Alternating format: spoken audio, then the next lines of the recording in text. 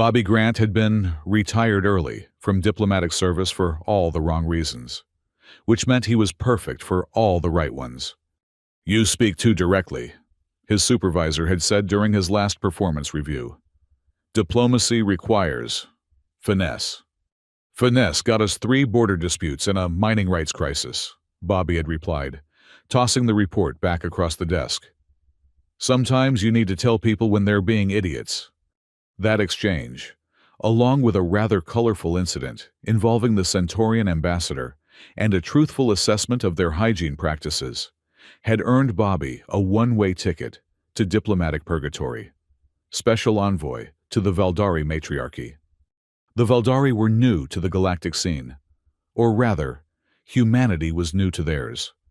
A warrior race ruled by a matriarchal line that stretched back thousands of years. They valued strength, honor, and straightforwardness. Their society ran on strict codes of conduct that were as complex as they were absolute, which was why Bobby now found himself standing in the grand ceremonial hall of the royal palace on Valdora, dressed in his one remaining diplomatic uniform, slightly frayed at the cuffs, watching as Matriarch Vela presided over what was supposed to be a routine peace summit. The matriarch was impressive, 2 meters tall with obsidian skin that seemed to shimmer under the ceremonial lights. Her silver hair was braided into an elaborate crown that signified her royal status, and her golden eyes surveyed the assembled delegates with the careful assessment of a predator. Behind her stood her 3 daughters, Kaida, Zara, and Vesa, the pride of the Valdari military. They were legends even by their own people's standards. Kaida, the eldest, was the strategic genius who had never lost a battle. Zara, the middle daughter, was known for her ability to broker peace where none seemed possible.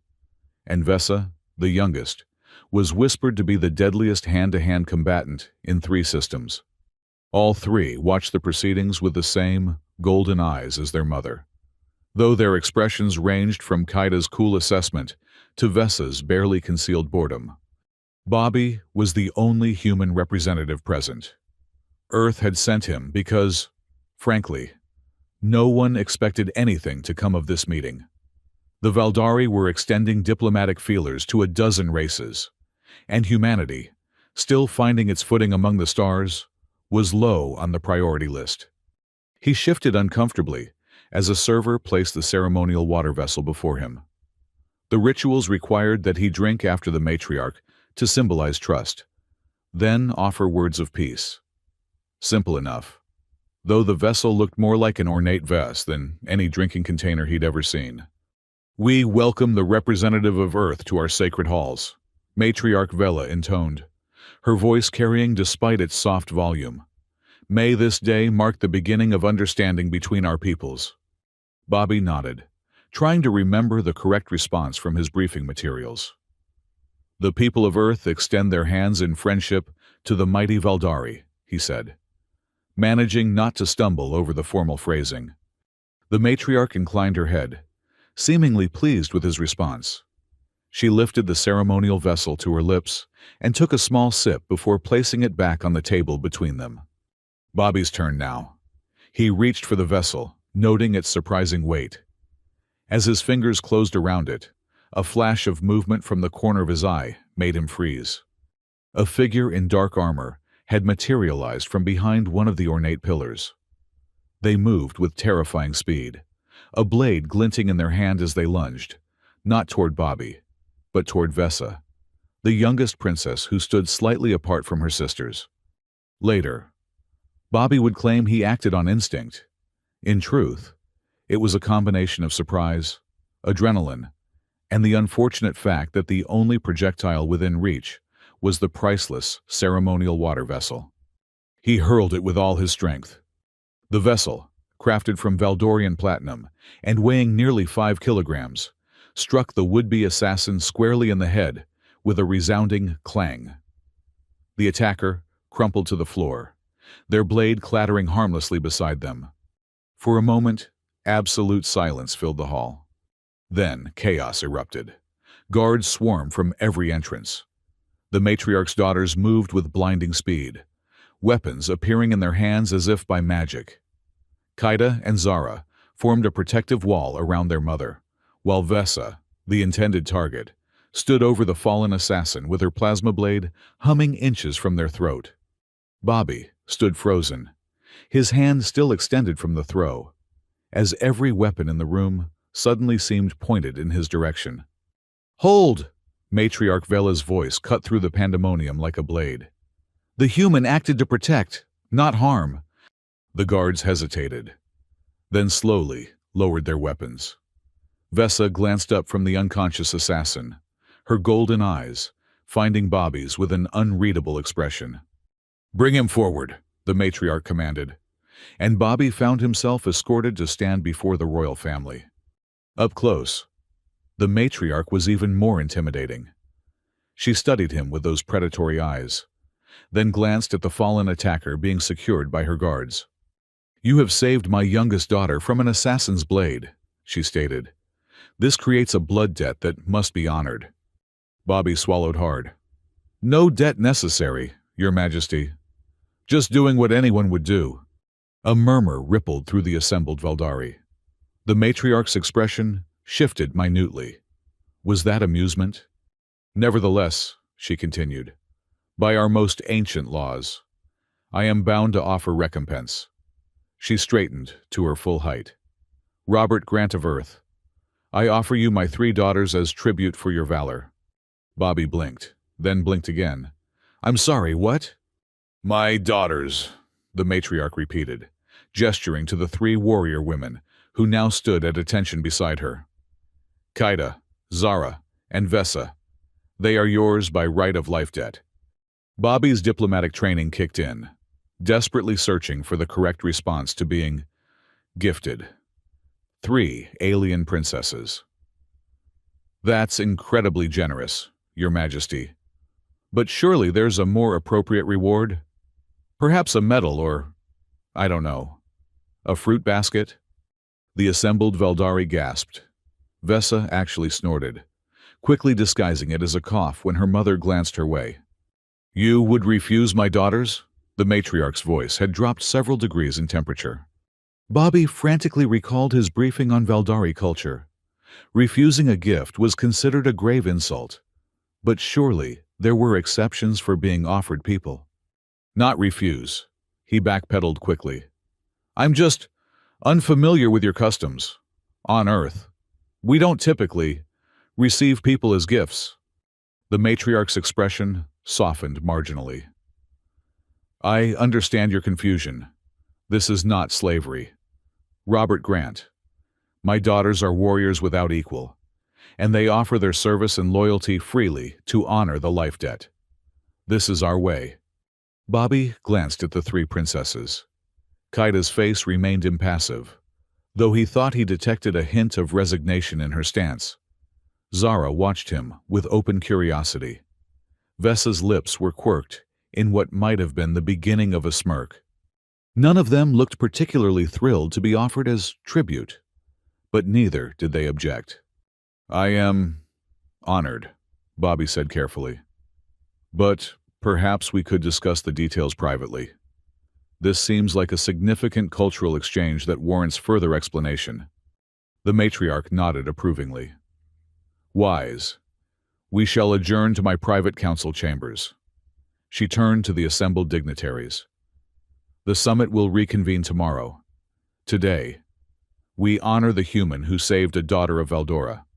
As the hall emptied, Bobby found himself escorted down a long corridor, the 3 princesses following behind him.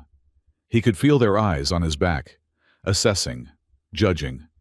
What had he gotten himself into? The matriarch's private council chamber was surprisingly austere compared to the opulence of the ceremonial hall.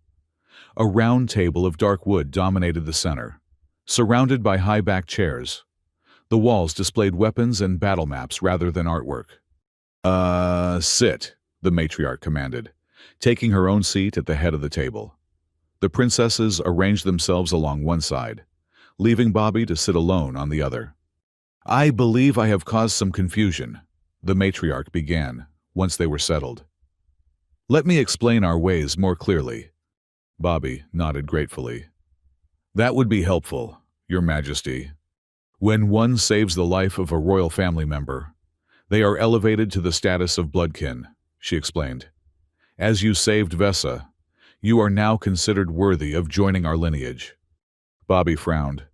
Joining your lineage? Through marriage, the matriarch clarified. Bobby choked on air. Marriage? Indeed. You may choose any or all of my daughters as your mate. This is the highest honor we can bestow.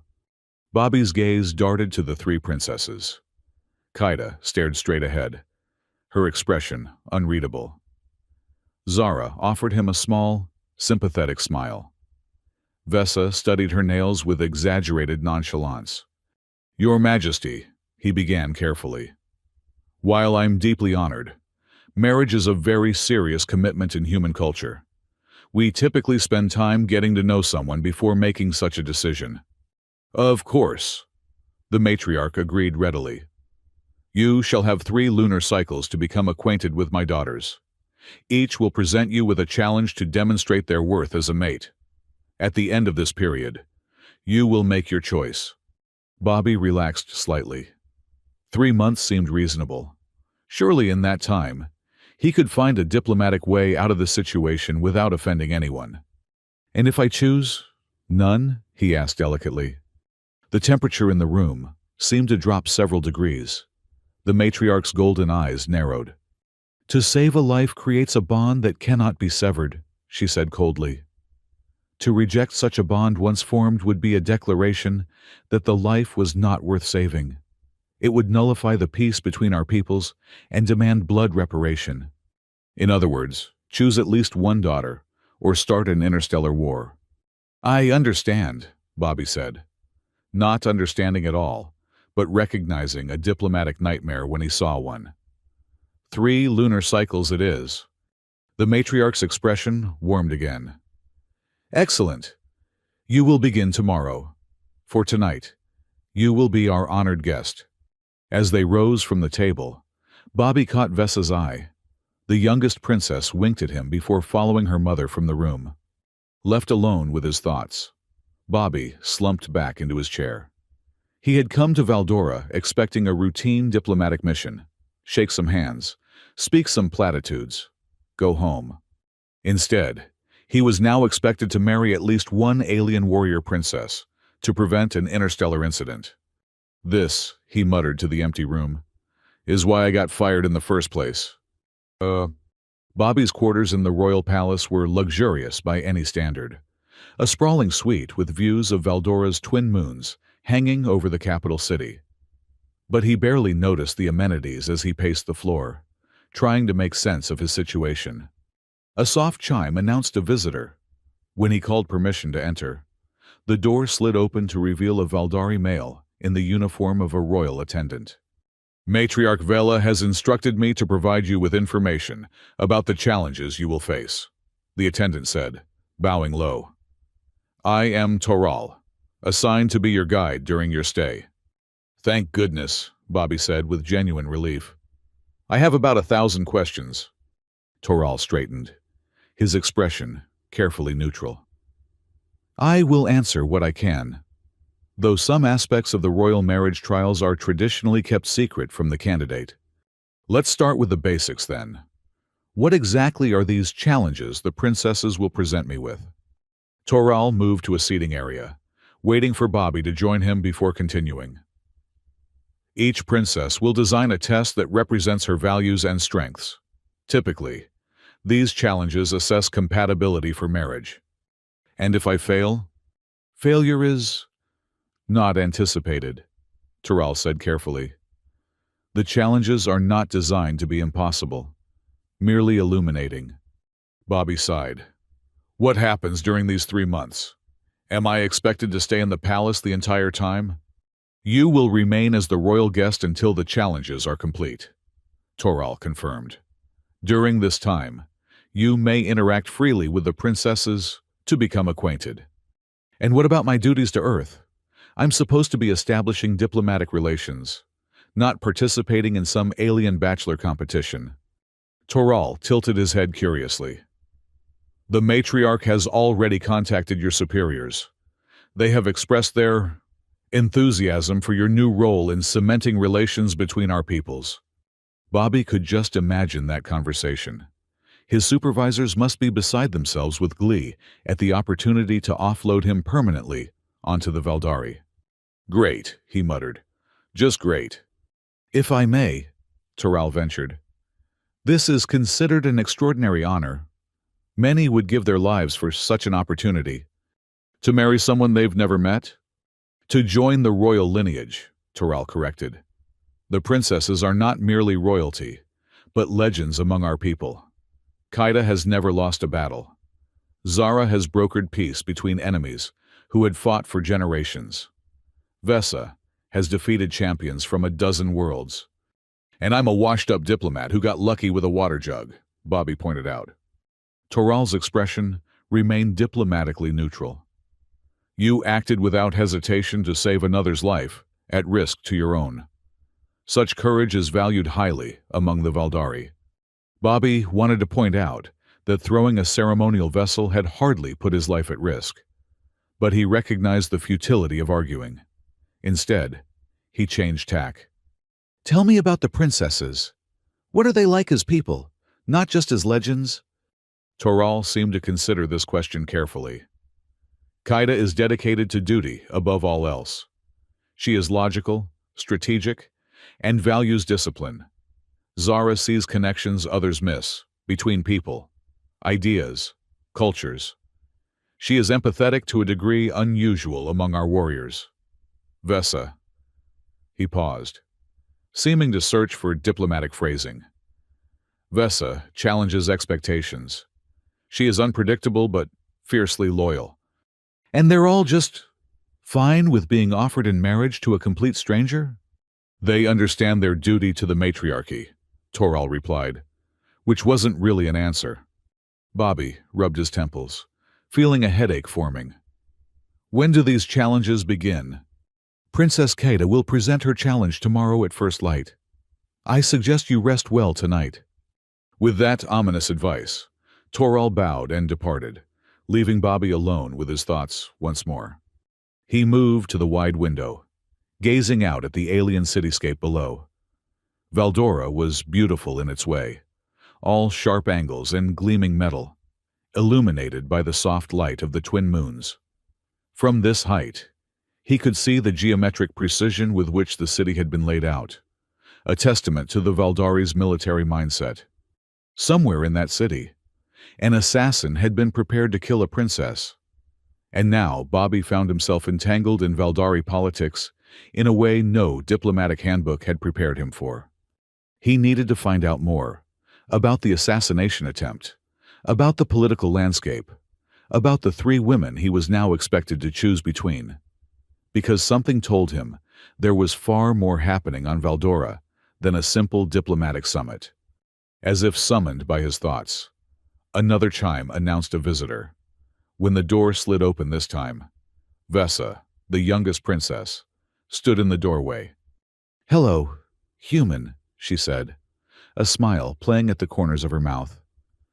"I thought we should talk before my sisters get their claws into you." Vesa moved into the room with the liquid grace of a predator, seemingly at ease in a way that made Bobby instantly wary. Unlike earlier, she was now dressed in what appeared to be casual attire for a Valdari, form-fitting garments in dark colors with subtle armor plating at key points. She was never unarmed, Bobby realized, even in what passed for relaxation. "May I come in?" she asked, though she was already halfway across the room. "Technically, you already have," Bobby pointed out. She flashed him a grin that revealed teeth slightly sharper than a human's. "I like direct. My mother said you were refreshingly blunt for a diplomat." "It's why I'm here and not somewhere important," Bobby admitted. Deciding honesty was his best approach. Vesa laughed, a surprisingly musical sound. "And yet, here you are, at the center of galactic politics, with three princesses offered as mates. Funny how fate works." She prowled around his quarters, examining the furnishings with casual interest. Bobby noted that despite her seemingly relaxed demeanor, she always kept him within her peripheral vision, a warrior's habit. "Did you come here just to gloat about my predicament?" Bobby asked. "Actually, I came to thank you," she said, turning to face him fully. "That assassin would have succeeded if not for your unconventional intervention." "About that, who was trying to kill you and why?" Vessa's expression darkened momentarily. "That's complicated, but you'll find out soon enough. I imagine." "That's not reassuring." "It wasn't meant to be." She dropped onto one of the couches, stretching her long legs before her. "Tell me, Robert Grant of Earth, what do you know about Valdari politics?" "Call me Bobby," he said automatically. "And I know your people value strength, honor, and direct action. You have a matriarchal system with strong military influences. Beyond that," he shrugged. "My briefing was somewhat limited." "Somewhat limited," she repeated with a snort. "That's diplomatic speak for they told you nothing useful, isn't it?" Bobby couldn't help but smile. "Pretty much." "Well, Bobby," she said, rolling his name experimentally on her tongue. "Here's what you need to know. Not everyone is happy about our outreach to other species. There are factions within our military and noble houses who believe the Valdari should conquer, not cooperate. Let me guess. You're on the cooperation side?" "My mother is," Vessa corrected. "I'm on whatever side keeps things interesting." Her golden eyes gleamed with mischief. "But assassination is boring. No challenge in killing someone who doesn't see you coming." Bobby studied her, trying to read between the lines. "The person who tried to kill you, they're part of this anti-cooperation faction?" "Smart human," she approved. "Yes, though we can't prove it yet, which is why you're now in this delightful situation. Mother needed to make a strong statement about our commitment to interspecies relations. By offering her daughters to the first alien who happened to save one." Vessa laughed again. "Politics is rarely subtle on Valdora. But don't worry. You won't have to marry any of us if you don't want to." Bobby straightened. "Your mother said refusing would cause a diplomatic incident." "It would," Vessa agreed easily, "if you refused outright. But there are ways around these ancient customs for those clever enough to find them." She winked. "And I think you might be clever, Bobby Grant." Before he could ask what she meant, she rose in one fluid motion. "I should go before my sisters realize I've been here. They'd accuse me of trying to gain an unfair advantage." "Would they be wrong?" Bobby asked. Vessa's smile was all teeth. "Of course not. But that doesn't mean I want to hear Kaida lecture me about protocol again." She moved toward the door, then paused, looking back over her shoulder. "A word of advice for tomorrow. My eldest sister values logic above all else. But don't mistake that for lack of passion. She feels deeply. She just hides it well." With that cryptic statement, she was gone, leaving Bobby with more questions than answers. He moved back to the window, watching as the larger of Valdora's moons began to set. First light wasn't far off, which meant Kaida's challenge would soon begin. He should sleep, but his mind was racing with everything he'd learned. Factions within the Valdari opposed to cooperation with other species. An assassination attempt that might be connected to those factions. A political marriage being used as a statement of interspecies commitment. And somewhere in all of this, 3 princesses with their own agendas. Bobby sighed, leaning his forehead against the cool glass of the window. "Just once," he muttered. "I'd like a diplomatic mission that actually involves diplomacy." First light on Valdora was a spectacular affair. The binary stars that the planet orbited rose in tandem, bathing the capital city in golden red light that made the metal spires gleam like flame. Bobby, who had managed perhaps 3 hours of restless sleep, watched the sunrise from his window with bleary eyes. A chime announced Toral's arrival. The attendant entered bearing a tray of food and what smelled remarkably like coffee. Princess Kaida requests your presence in the Strategic Command Center in 1 hour, Taral informed him, setting down the tray. I've brought sustenance to prepare you for the day. Bobby eyed the steaming cup with desperate hope. Is that actually coffee? A Valdari equivalent, Taral confirmed. We imported some earth beans several cycles ago and created our own variant. The matriarch thought you might appreciate a familiar stimulant. Bobby took a grateful sip and was pleasantly surprised. It wasn't exactly coffee, but it was close enough, with an interesting, spicy undertone that actually improved the flavor. What can you tell me about this challenge? He asked, picking at the assortment of unfamiliar foods on the tray. Princess Kaida oversees our military strategy division, Taral explained. Her challenge will likely test your decision-making abilities under pressure. Great, Bobby muttered. Nothing like military strategy before breakfast. Taral's expression remained neutral, but Bobby thought he detected a hint of amusement in the attendant's eyes. I've laid out appropriate attire, he said, gesturing to what looked like a simplified version of Valdari military uniform. Princess Kaida appreciates punctuality. After Taral departed, Bobby dressed quickly in the provided uniform, a close-fitting tunic and pants in charcoal gray with subtle red accents that he assumed denoted his status as a foreign guest. The material was surprisingly comfortable, with a slight give that suggested it might offer some protection beyond mere clothing. Precisely 1 hour after Taral's visit, Bobby found himself being escorted through the labyrinthine corridors of the palace toward what appeared to be a military wing. Guards stood at attention at regular intervals, their armor more utilitarian than ceremonial. The Strategic Command Center proved to be a vast circular room dominated by a holographic display in its center. Three-dimensional maps of what Bobby assumed were various sectors of Valdari space floated in the air, dotted with symbols representing ships, stations, and planetary defenses. Kaida stood before the main display, her back to the door, as she studied the tactical readouts. Unlike her sister's casual attire, Kaida wore full military dress, a commander's uniform with insignia that marked her as second only to the matriarch in the chain of command. Princess Kaida, Taral announced. Robert Grant of Earth? She turned, and Bobby was struck by the intensity of her gaze. Where Vessa's eyes had held mischief, Kaida's burned with focused intelligence. You're punctual, she noted, her voice cool and measured. Good. We have much to accomplish today.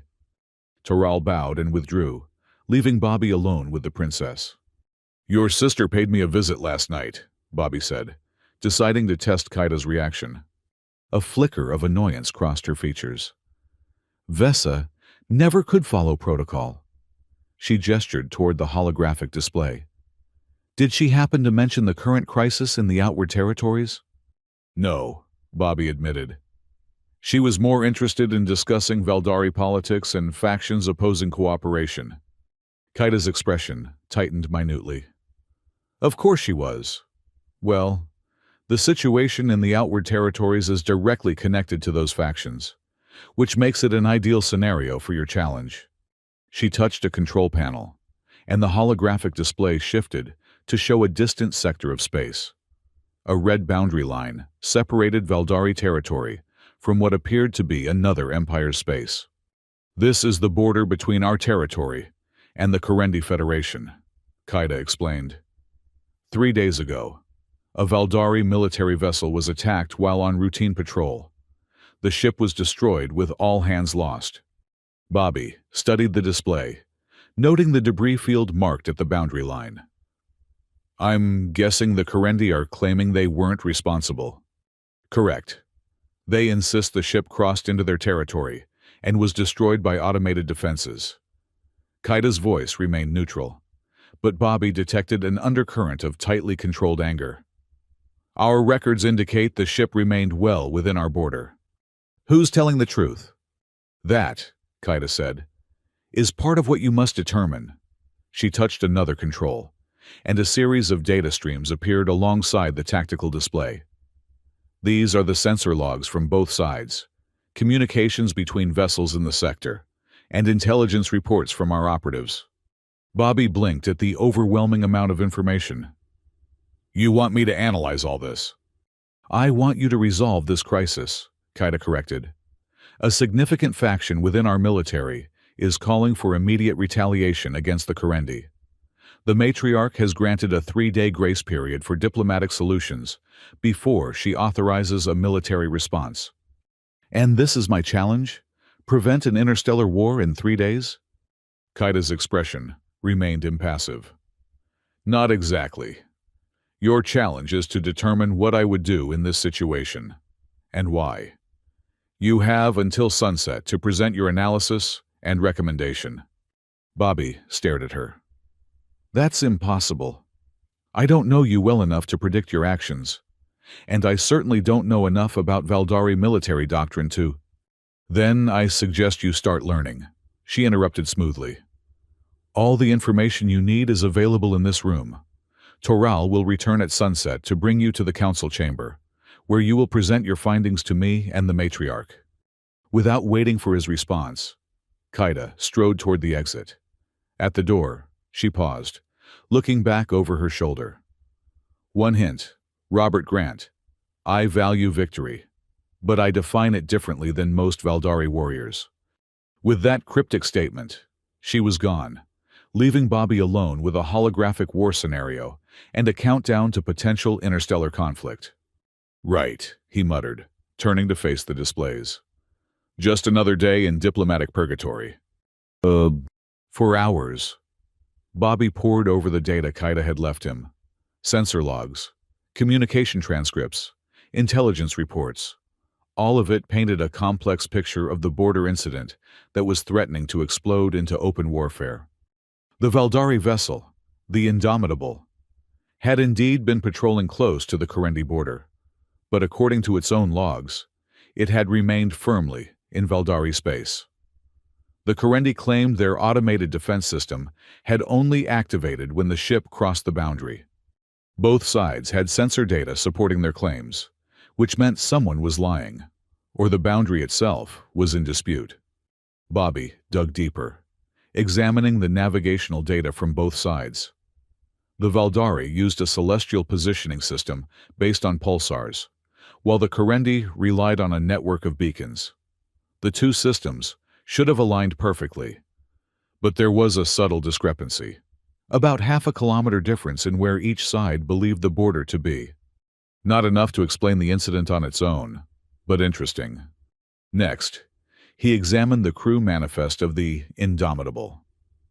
Something about the patrol assignment had been bothering him, and he found it in the command structure. Captain Dren, the vessel's commander, had been recently promoted from a ground assignment. This had been his first border patrol.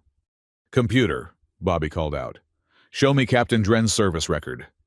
The display shifted to reveal a Valdari male's military history. Distinguished service in ground combat, rapid promotion through the ranks, but very limited space experience. His promotion to captain had come through recommendation from General Thorne. That name rang a bell. Bobby searched the intelligence reports and found several mentions of a General Thorne as a vocal opponent of the matriarch's cooperation initiatives. He was described as traditional and glory-focused. A pattern was emerging, but Bobby needed more evidence. He returned to the sensor logs, this time focusing not on position data, but on the Indomitable's weapon systems. According to the logs, all weapons had been in standby mode at the time of the incident. But there was an energy spike recorded just before the ship's destruction, a power surge that could have been interpreted as weapons activation. Bobby leaned back, rubbing his eyes as the pieces began to fall into place. A border with a minor positioning discrepancy, an inexperienced captain with connections to anti-cooperation factions, a possible weapons activation that could be interpreted as aggression. It wasn't proof, but it was enough to form a theory. He spent the next few hours examining Kaida's own service record and past strategic decisions. Unlike her mother's more diplomatic approach or her sister Vessa's unpredictability, Kaida showed a consistent pattern in her decision-making.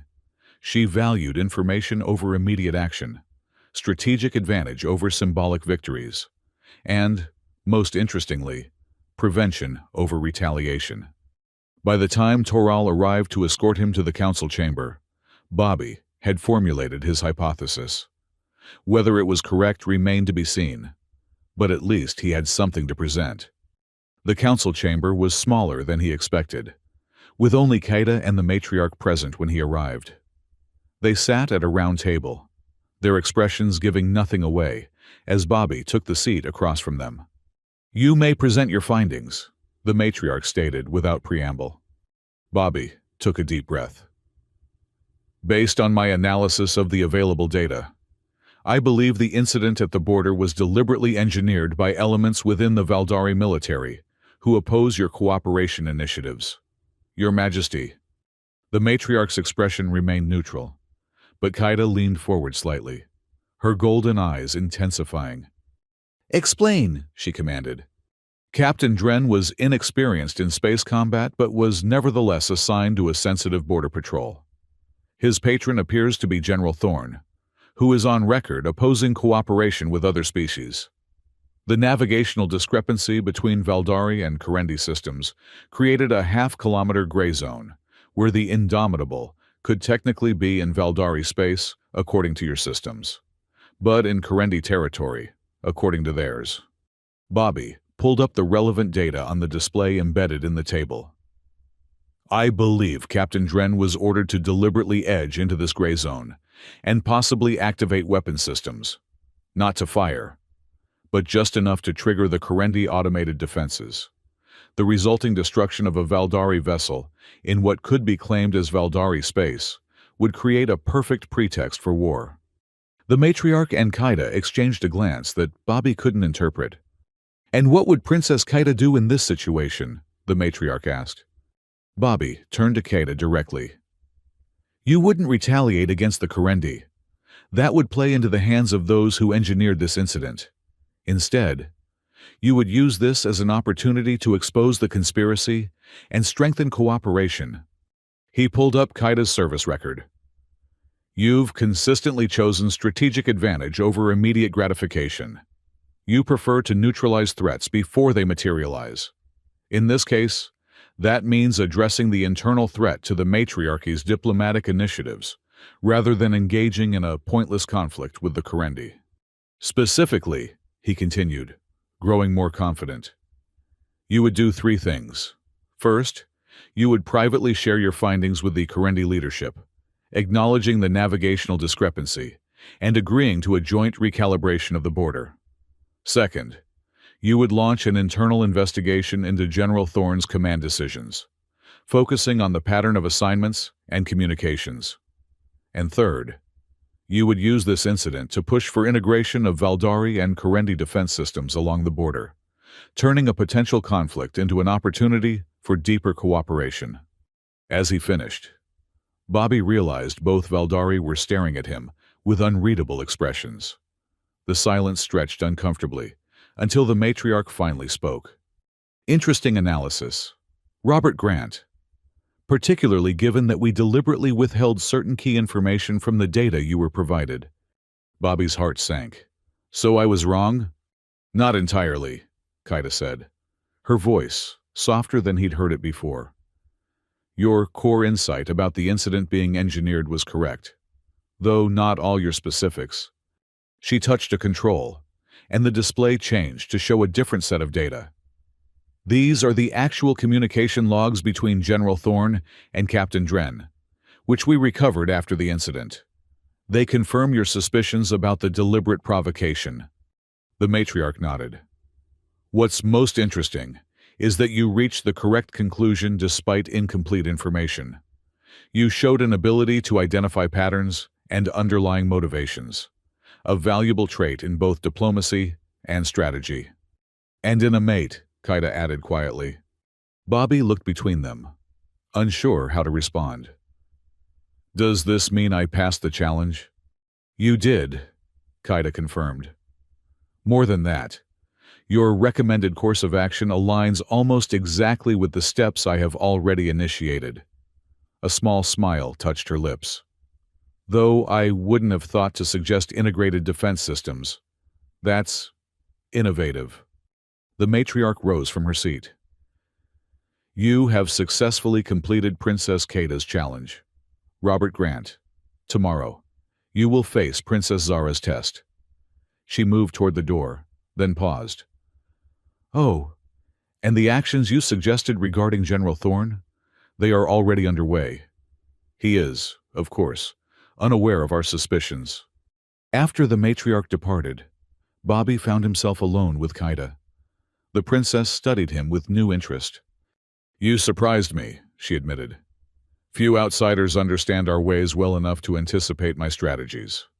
I got lucky, Bobby said honestly. And I had a hint from your sister about how you define victory differently than most Valdari. Kaida's expression darkened slightly. Vesa should not have interfered. She didn't tell me anything specific, Bobby assured her. Just that you value logic but feel deeply. To his surprise, a faint blue tinge appeared on Kaida's cheeks. A Valdari blush. He realized. My sister talks too much, she muttered. Then, composing herself, she added more formally, you should rest. Zara's challenge will be different from mine. Different how? Kaida hesitated. Where I test the mind, Zara tests the heart. Be prepared to confront emotions you may prefer to keep buried. She rose gracefully. Good night, Robert Grant. As she moved to leave, Bobby called after her. You can call me Bobby, you know. She paused at the door, not looking back.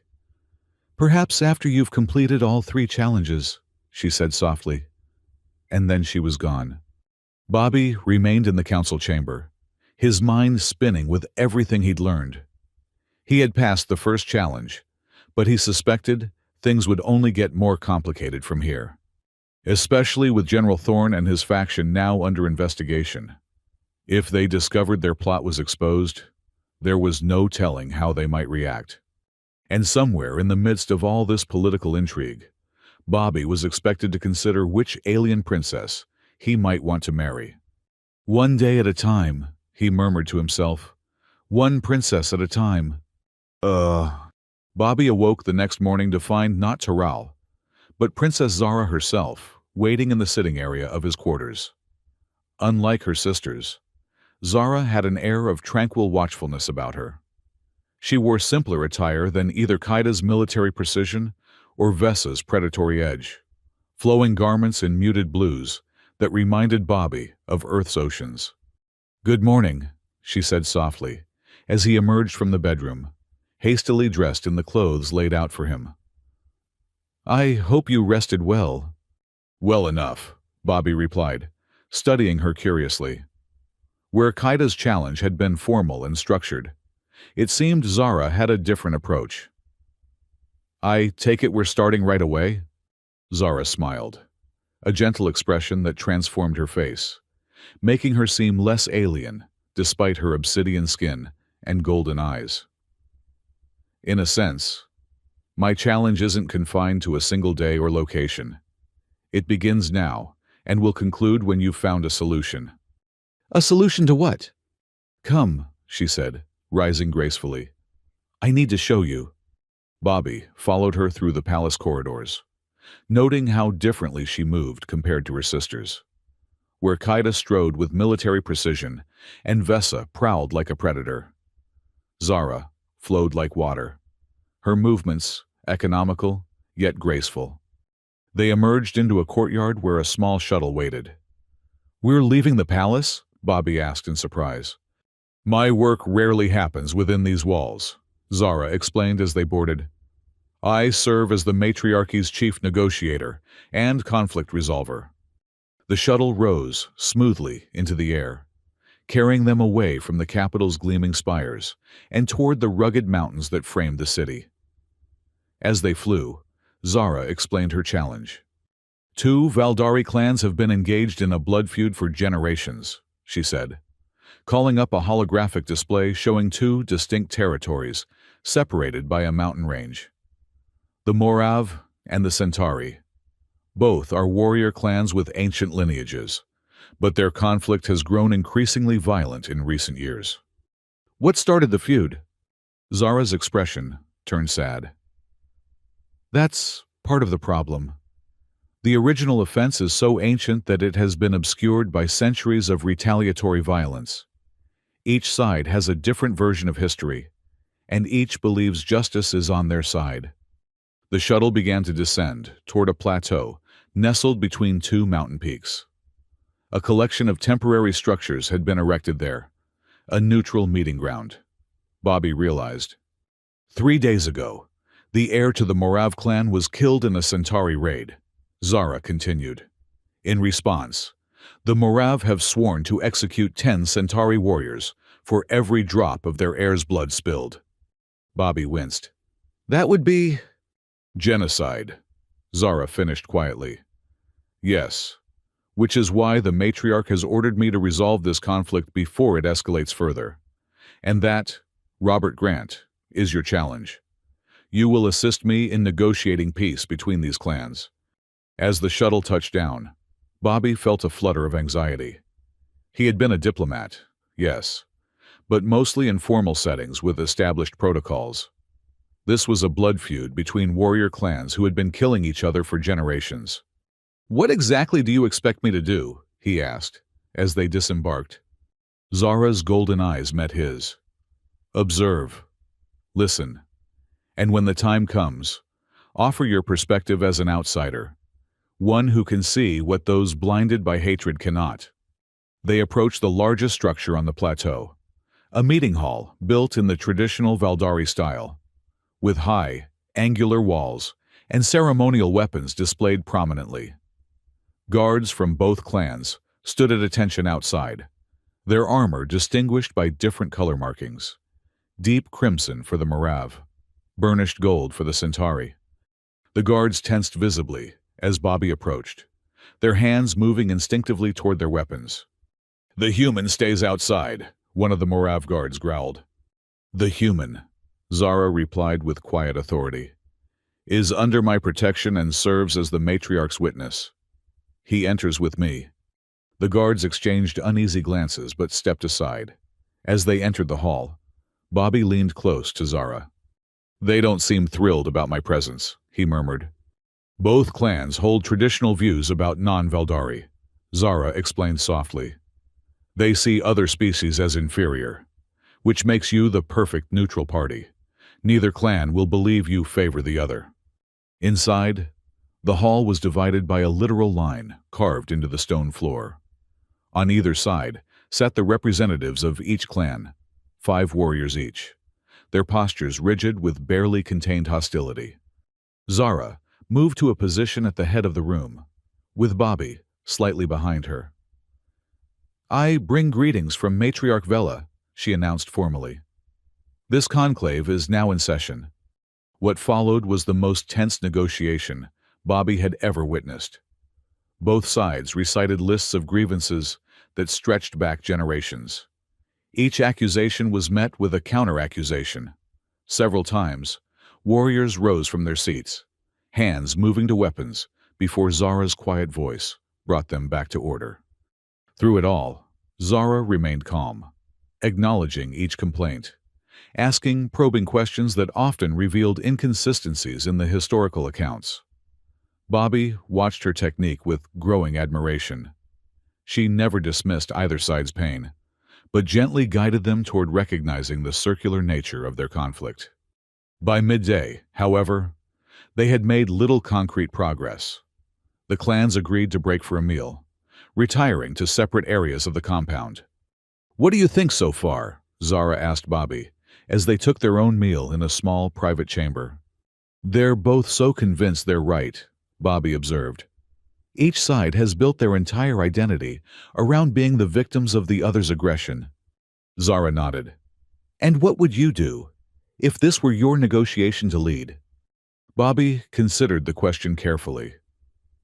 In human history, blood feuds like this were sometimes resolved through marriage alliances, binding the warring families together through kinship. We've tried that, Zara said with a small smile. 3 generations ago, the heir of Centauri married a daughter of Morav. Both were assassinated on their wedding night. Ah, Bobby winced. Scratch that idea, then. What else? Bobby thought back to the morning's negotiations, to the patterns he had observed. There's something odd about the timing of this latest escalation, he said slowly. The Morav heir was killed just as preparations for the peace summit were underway, almost as if someone wanted to ensure the talks would fail. Zara's expression sharpened with interest. Go on. Both clan leaders seem genuinely angry, but there's one warrior in each delegation who seems different. The Morav warrior with the scar across his jaw, and the Centauri woman with the silver bands on her armor. They're watching the proceedings more than participating, assessing rather than emoting. Very observant, Zara murmured. Those are the military strategists for each clan. They have the most to lose if peace is achieved. Bobby nodded as the pieces clicked into place. War is their purpose. Peace makes them redundant. An insight that took me years to fully understand, Zara said with approval. Now, how would you use this knowledge? Before Bobby could answer, a commotion erupted outside. They rushed from their chamber to find warriors from both clans facing off in the central area, weapons drawn. He dishonored our dead, a Morav warrior shouted, gesturing at a Centauri who stood with blade in hand. I spoke only truth, the Centauri retorted. Your heir died with a blade in his back, the coward's death he deserved. Blood was about to be spilled. Without thinking, Bobby stepped between the advancing warriors. Enough, he roared with all the authority he could muster. The warriors froze, perhaps more from shock at his audacity than respect for his command. Is this how you honor your dead? Bobby demanded, looking between the two groups. By adding to their number, by ensuring more Morav and Centauri children will grow up without parents. More families will be torn apart? He turned to the Morav warrior. You say your heir was murdered? Was he a warrior? The Morav straightened proudly. The finest of his generation. And would this warrior want his death to be used as an excuse for genocide? Would he consider the mass slaughter of women and children to be honorable vengeance?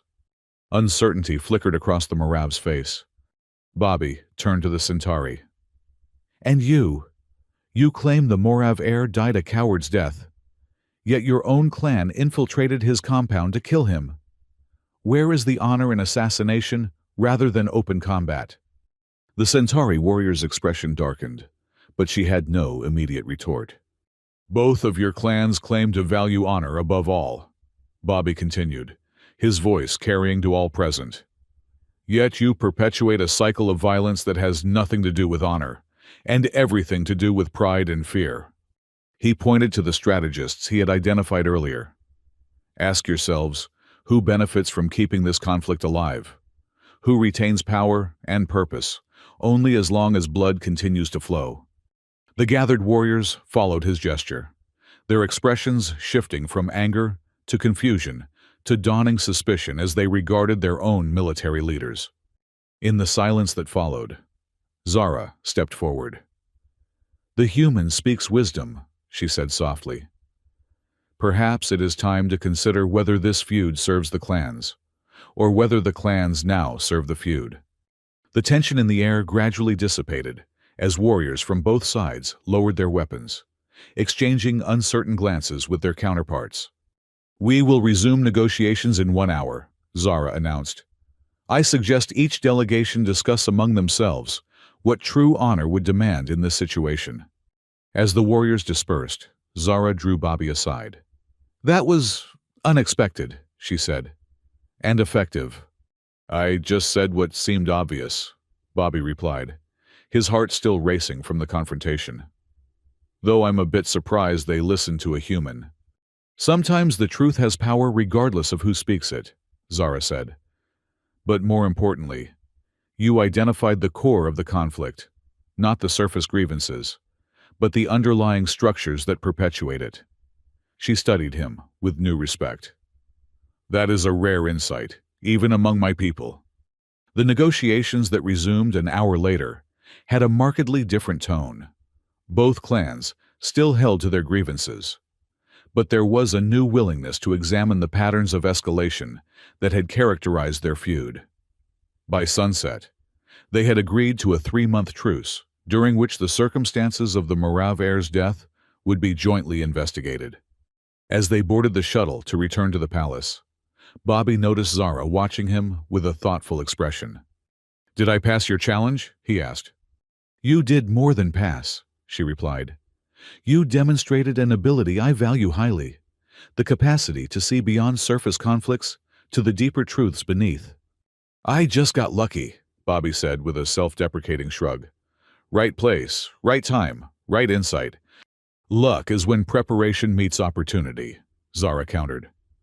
"You were prepared to see what others missed, and you had the courage to step between armed warriors to speak that truth." Her golden eyes held his.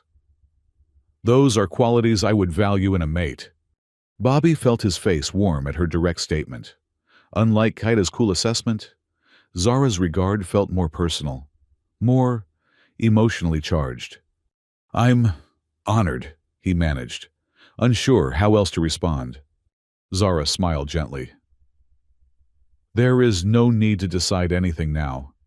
You still have Vessa's challenge to face tomorrow."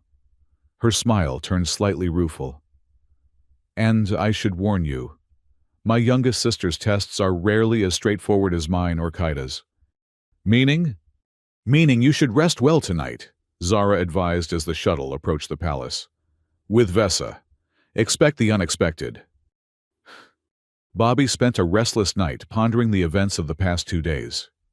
He had somehow managed to pass both Kaida's and Zara's challenges. But each success only complicated his ultimate dilemma. What would he do when the 3 lunar cycles ended and he was expected to choose? Kaida impressed him with her strategic mind and quiet depth. Zara's empathy and perceptiveness were equally compelling. And Vessa, well, he hadn't faced her challenge yet, but her unpredictable nature both intrigued and unnerved him. More importantly, he still didn't fully understand the political situation he'd been thrust into. General Thorne and his anti-cooperation faction clearly posed a serious threat, one that might extend to the assassination attempt on Vessa. But how did the 3 princesses fit into this broader conflict? And what would his choice mean for Veldari-human relations? His musings were interrupted by the now familiar chime, announcing a visitor, expecting Taral. He was surprised when the door slid open to reveal Vessa herself, dressed in what appeared to be combat gear. "Rise and shine, human," she called cheerfully. "Your final challenge awaits." Bobby eyed her outfit with trepidation. "Please, tell me this doesn't involve actual combat." Vessa's smile was pure mischief.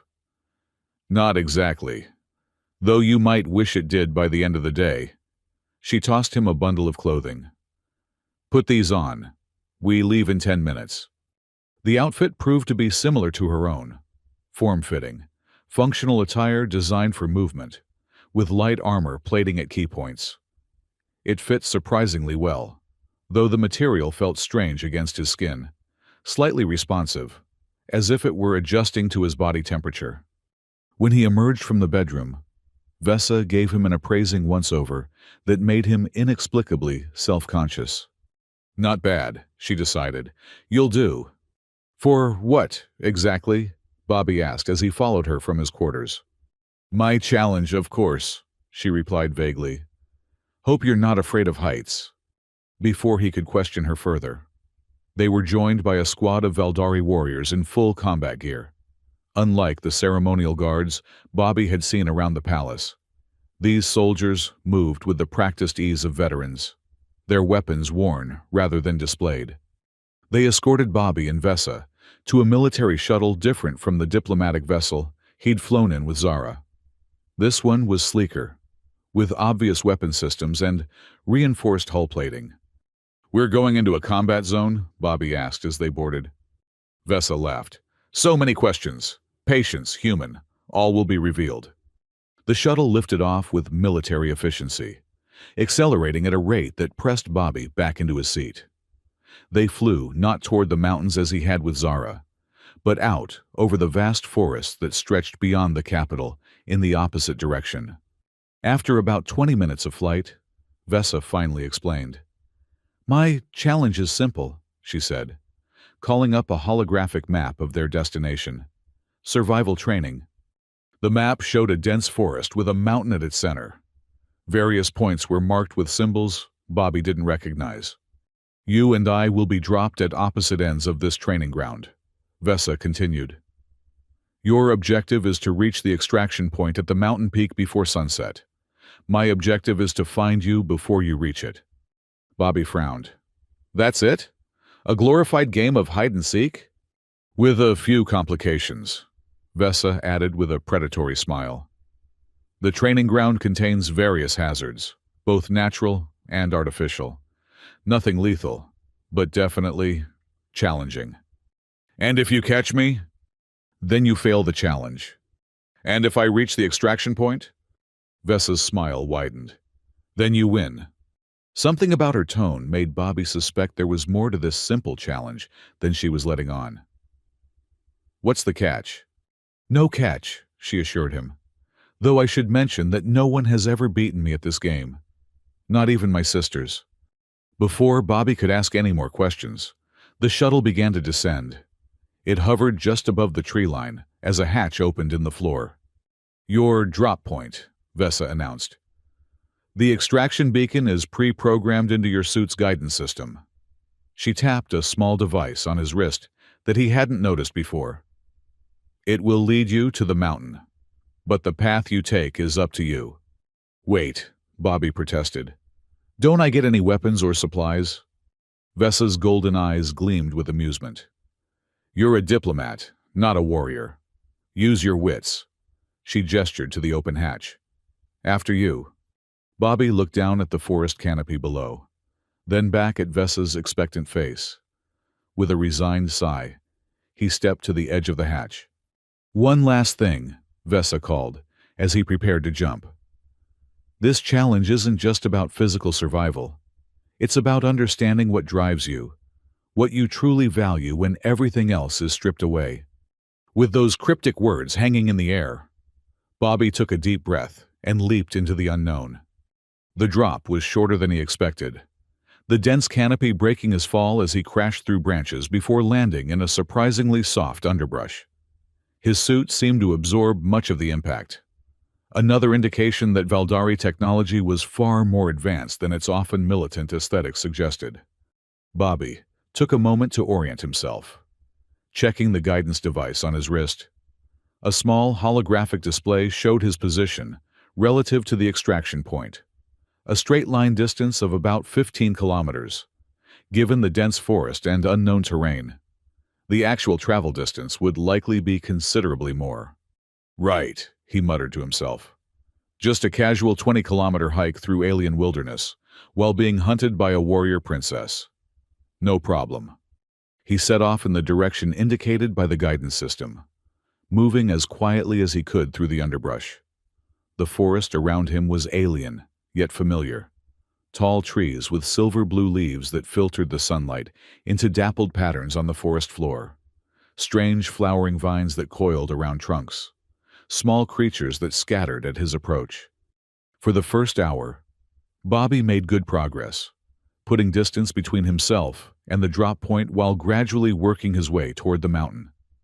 The guidance system helped him navigate around obstacles and choose the most efficient path. Then he heard it, a distant but distinctive crack of a branch breaking under weight.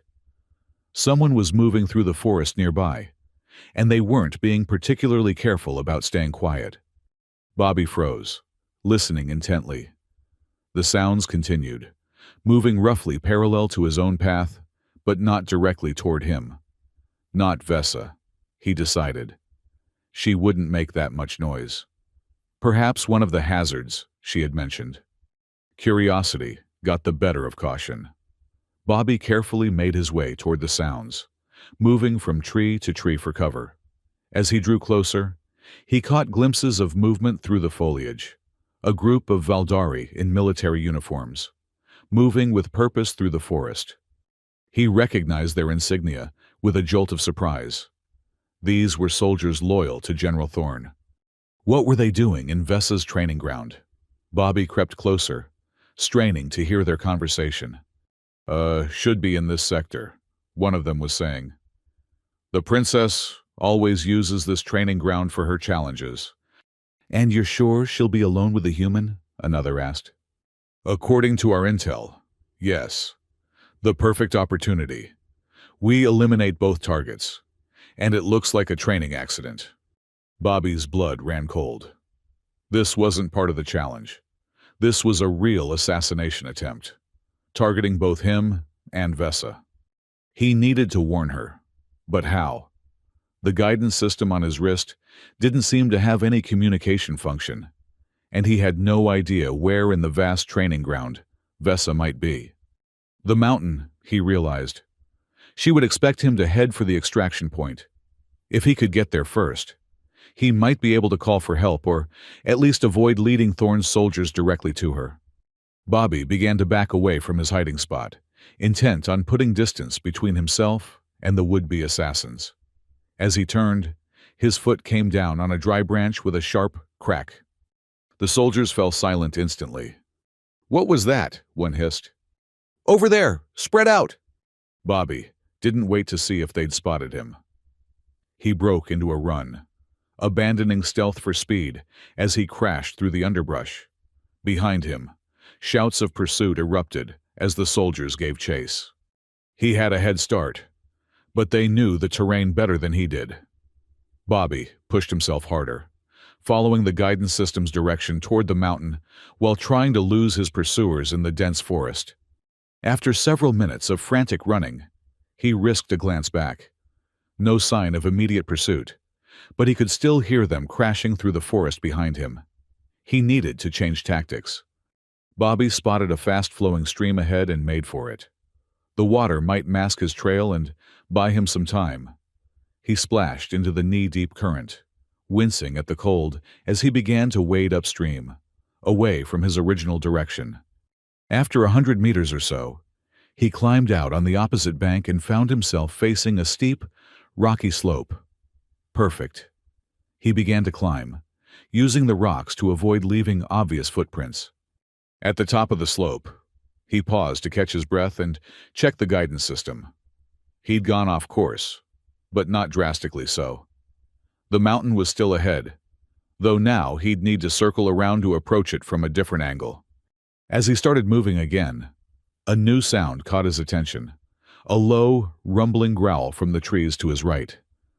Bobby froze, slowly turning toward the noise.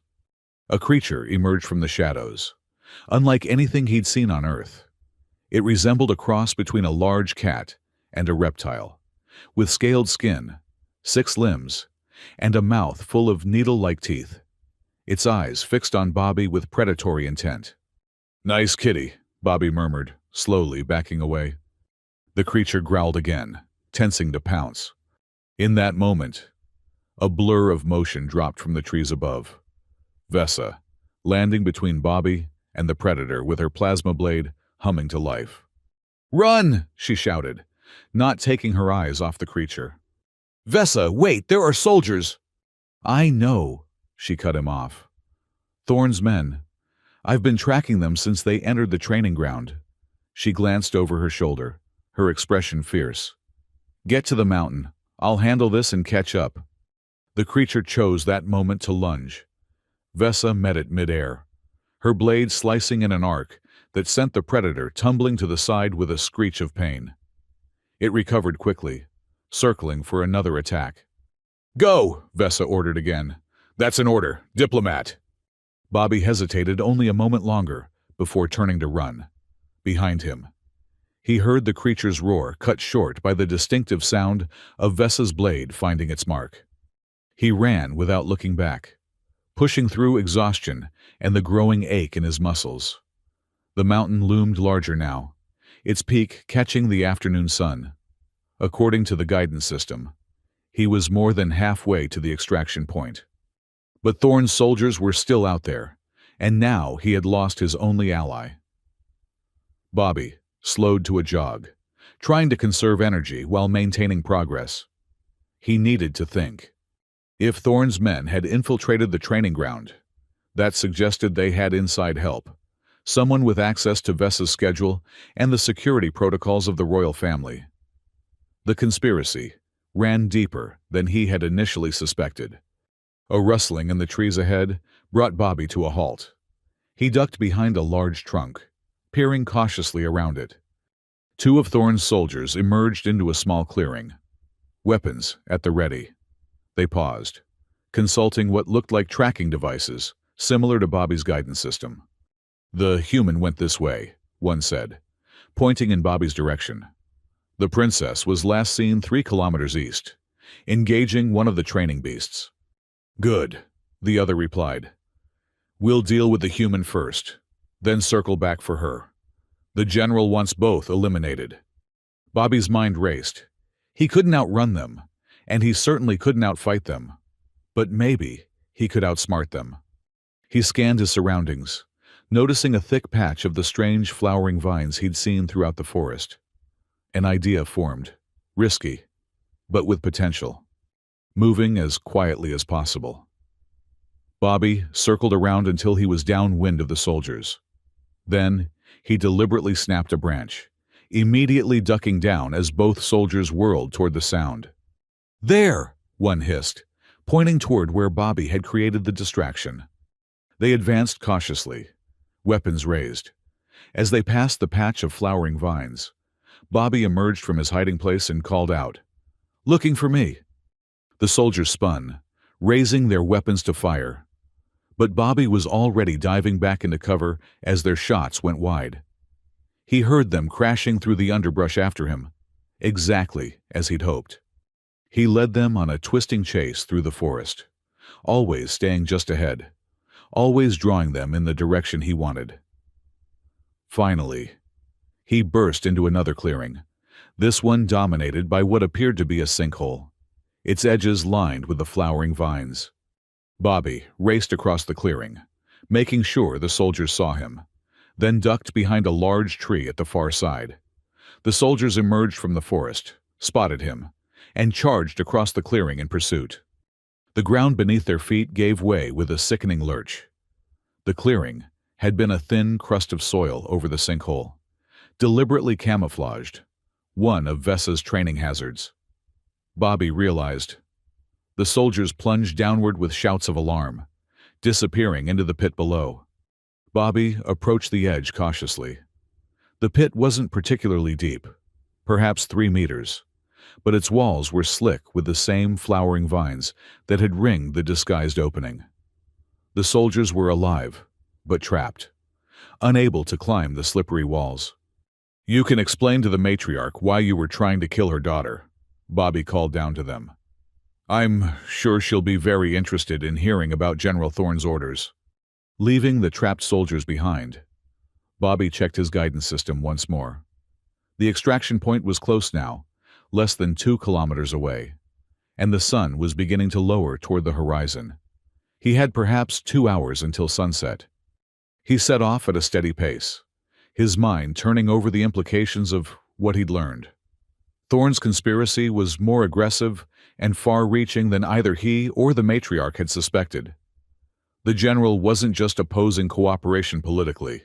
He was willing to assassinate members of the royal family to achieve his goals. Which raised the question, had Thorne also been behind the original assassination attempt that had started this whole situation?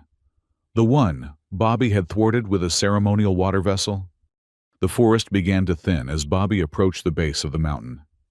The guidance system indicated a path that wound upward toward the peak. He started climbing, his muscles protesting after the day's exertions. Halfway up the path, he paused to catch his breath and check his progress. The sun was definitely getting lower, but he still had time. From this vantage point, he could see much of the forest spread out below him, the canopy, a sea of silver blue stretching to the horizon. Movement caught his eye, a figure emerging from the tree line and starting up the mountain path. Vesa, he realized with relief. She had survived her encounter with the predator. But his relief was short-lived. Behind her, at the edge of the forest, more figures appeared. At least 5 of Thorne's soldiers, moving with clear purpose toward the mountain. Bobby resumed climbing with renewed urgency. He needed to reach the extraction point, not just to pass Vesa's challenge, but to call for help before Thorne's men caught up to them. The path grew steeper and more treacherous as he ascended. In places, it narrowed to barely the width of his foot, with a sheer drop to one side. Bobby pressed on, focusing on each step rather than the increasing height. Finally, the path opened onto a plateau near the mountain summit. A small structure stood at its center, the extraction point, Bobby realized. He broke into a run, crossing the plateau just as the sun touched the distant horizon. Inside the structure, he found what appeared to be a communications console. Symbols glowed on its surface, none of which he recognized. "Come on," he muttered, searching for anything resembling an emergency signal. "There has to be a way to call for help." "There is," Vesa's voice came from behind him. "But you won't need it." Bobby whirled to find the princess standing in the doorway, her plasma blade humming at her side. Despite having fought a 6-limbed predator and climbed a mountain, she looked remarkably composed, though there was a fresh cut across one cheek and her armor showed signs of combat. "Vesa, thank goodness. Thorne's men are right behind you. We need to call for reinforcements." "Already done," she said calmly, powering down her blade and stepping fully into the structure. The moment unauthorized personnel entered the training ground, an alert was sent to the palace. "Royal guards are already en route." Bobby sagged with relief. "So this was all part of your challenge? You knew Thorne would try something?" "Not exactly," Vesa admitted, moving to the console and activating it with a series of quick gestures. "The challenge was real. Thorne's intervention was unexpected. Though perhaps it shouldn't have been." The console came to life, displaying a holographic map of the training ground with multiple moving dots that Bobby assumed represented people. "The Royal Guards will secure Thorne's men," Vesa continued, studying the map, "including the 2 you cleverly trapped in the sinkhole." She glanced at him with newfound respect. "That was impressive. By the way, most people panic when being hunted." "I'm a diplomat," Bobby reminded her. "Thinking under pressure is part of the job description." He moved to stand beside her at the console. "Does this mean I passed your challenge?"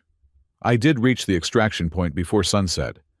Vesa's lips curved in a slow smile. "You did. But that wasn't the real challenge." "What do you mean?"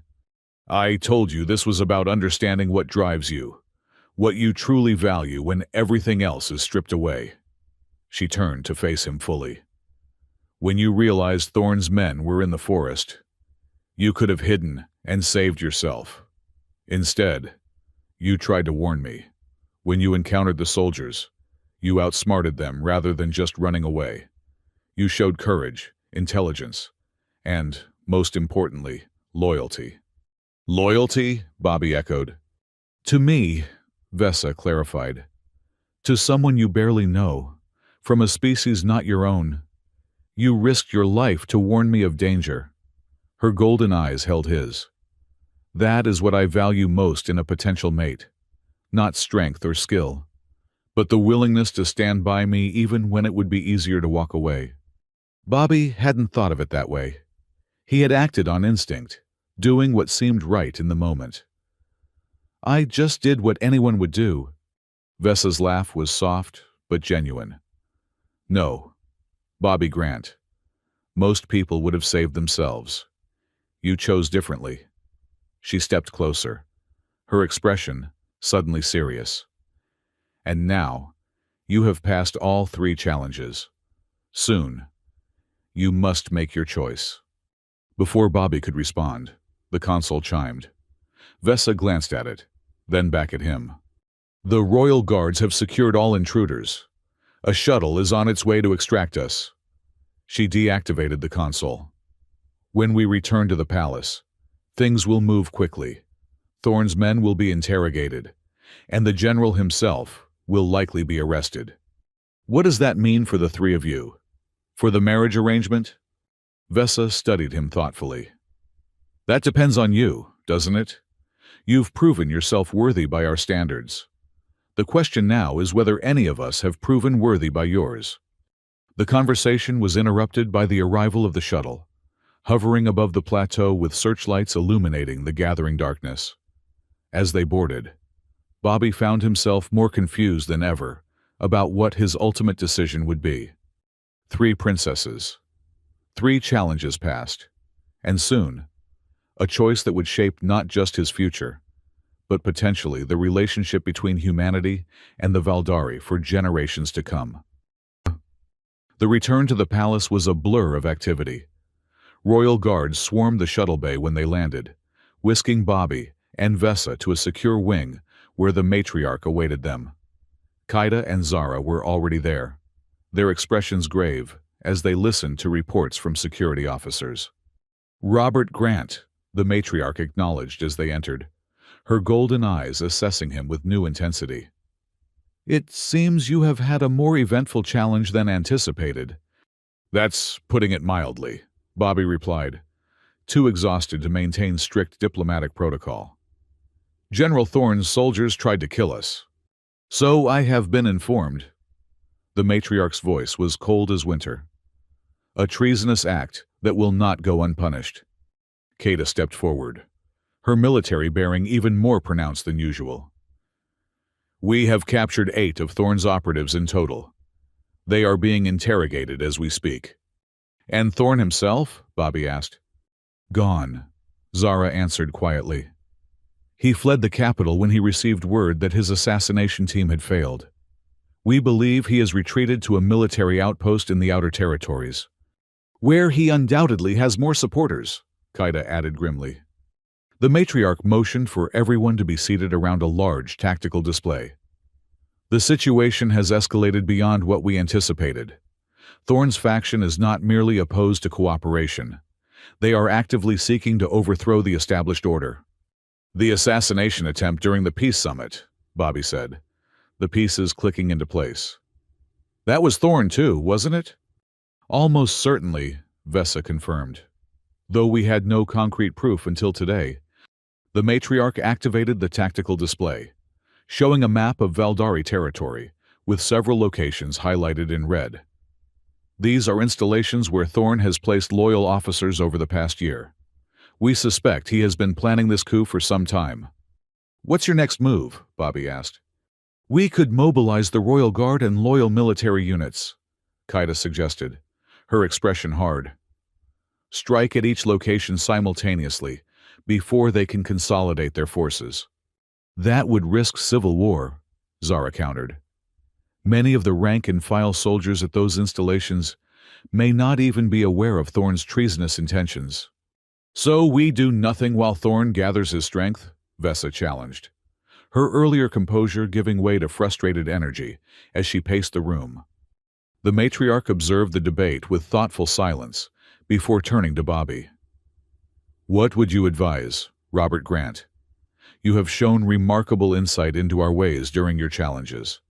Bobby studied the tactical display, considering the options. What if we could prove Thorne's treachery to his own supporters? Turn them against him without firing a shot? How? Kaida asked, clearly skeptical. Thorne doesn't know that we've captured his assassination team, Bobby explained, thinking aloud. He only knows they failed. What if I were to contact him, claiming to be disillusioned with the matriarchy after nearly being killed? I could offer to meet with him, supposedly to share intelligence about palace defenses. Absolutely not, Kaida said immediately. The risk would be unacceptable. I agree, Zara added, concern evident in her voice. Thorne would never trust such an overture. He might, Vesa interjected, a slow smile spreading across her face.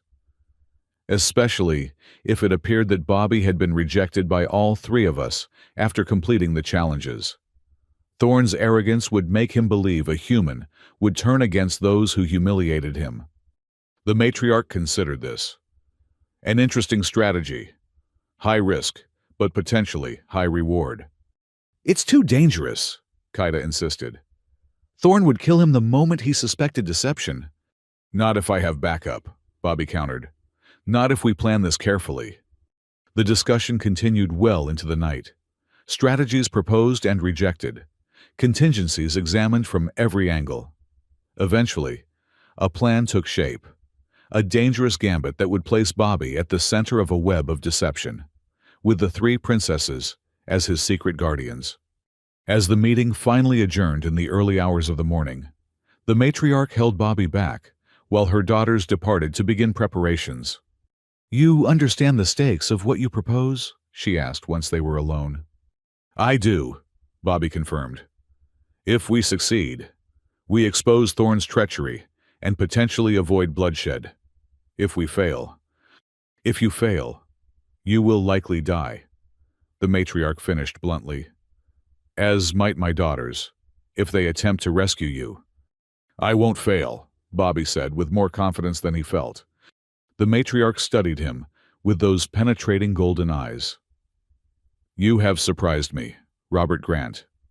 When you first arrived, I saw only a discarded diplomat with an unfortunate tendency toward honesty.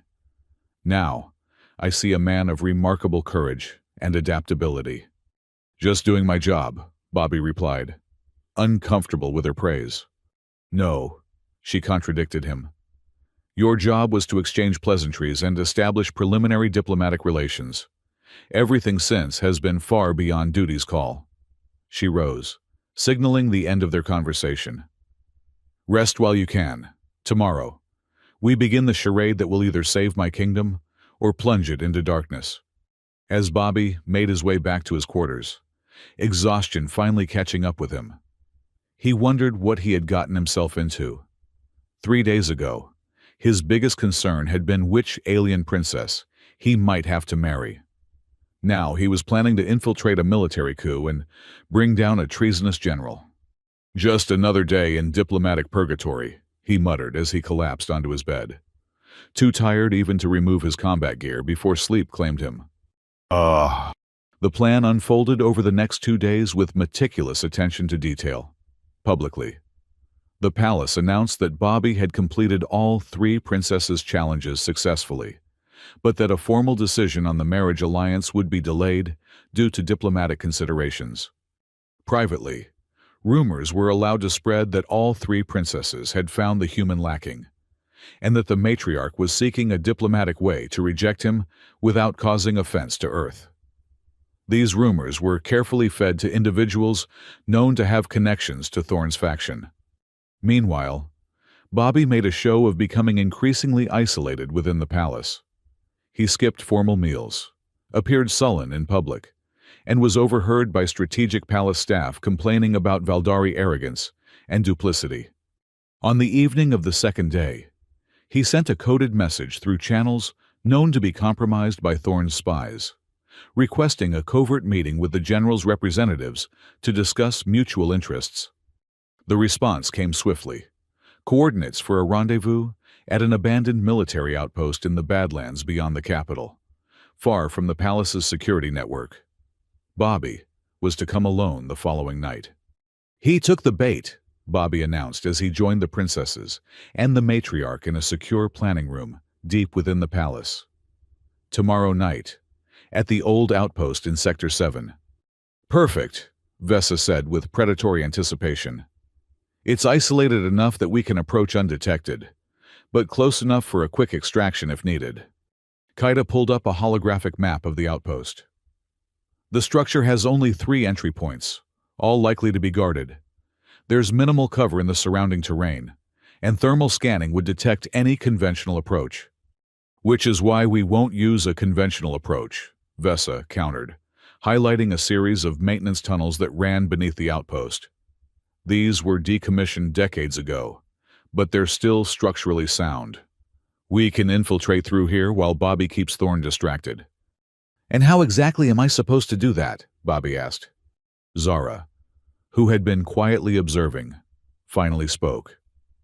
By telling him exactly what he wants to hear, that you feel betrayed and humiliated by the matriarchy, and that you have valuable intelligence to trade in exchange for passage back to Earth. Thorn won't believe I'd betray Earth's interests, Bobby pointed out. He doesn't need to, Kaida said. He only needs to believe you're acting out of wounded pride and self-preservation, qualities he would understand all too well.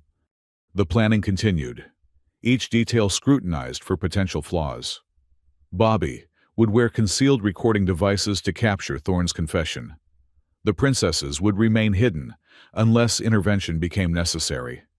Royal guards would be positioned in the surrounding area, ready to move in once Thorn's treachery was documented. Remember, the matriarch cautioned as the meeting concluded. Thorn is dangerous, not just because of his military skill, but because he truly believes in his cause. He sees cooperation with other species as weakness, and he will do anything to protect the Valdari from what he perceives as corruption. Fanatics are always the most dangerous enemies, Bobby agreed. They don't see themselves as villains, but as heroes willing to make hard choices. Precisely, the matriarch nodded. Which is why he must be discredited in the eyes of his own supporters. Only then can this conflict truly end. As they dispersed to make final preparations, Kaida lingered behind with Bobby. This plan places you at unacceptable risk, she said without preamble. I thought we'd established that the risk was acceptable, given the potential reward, Bobby replied. To the matriarchy, perhaps. Kaida's usually impassive face showed genuine concern. But not to those who value your continued existence. Bobby blinked in surprise at the almost admission of personal feeling. Kaida, I'll be fine. Your sisters and you will be right there if anything goes wrong. We may not be able to reach you in time, she said quietly. Thorn is unpredictable, and if he suspects deception, then I'll have to be very convincing. Bobby finished for her. He studied her face, noting the subtle signs of tension around her eyes. You're really worried, aren't you? It would be tactically disadvantageous to lose you, she said stiffly, but her golden eyes betrayed deeper emotions. Bobby smiled gently. I appreciate the concern, but this is what diplomats do. We take risks so soldiers don't have to fight. An interesting perspective, Kaida mused. On Valdora, it is usually the reverse. Well, maybe that's one thing humans can teach the Valdari, Bobby suggested. Words before weapons. Perhaps, Kaida hesitated, then added in a rush, be careful tomorrow, Bobby. It was the first time she had used his preferred name. Before he could respond, she turned and strode from the room, her military bearing firmly back in place. Bobby watched her go, a complicated mix of emotions stirring within him. The mission tomorrow was dangerous. Yes, but somehow, the brief glimpse of Kaida's concern affected him more deeply than thoughts of his own mortality. He was still pondering this when Zara found him a short time later, bringing the specialized recording equipment he would wear during the meeting with Thorn. These are calibrated to activate automatically when you reach the outpost, she explained, showing him how to conceal the devices within his clothing. They'll transmit to our receivers in real time, but will also store backup recordings internally. What if Thorn scans for such devices? Bobby asked. These use biological components that mimic your own cellular structure, Zara explained. They're undetectable by standard scanners. Bobby raised an eyebrow.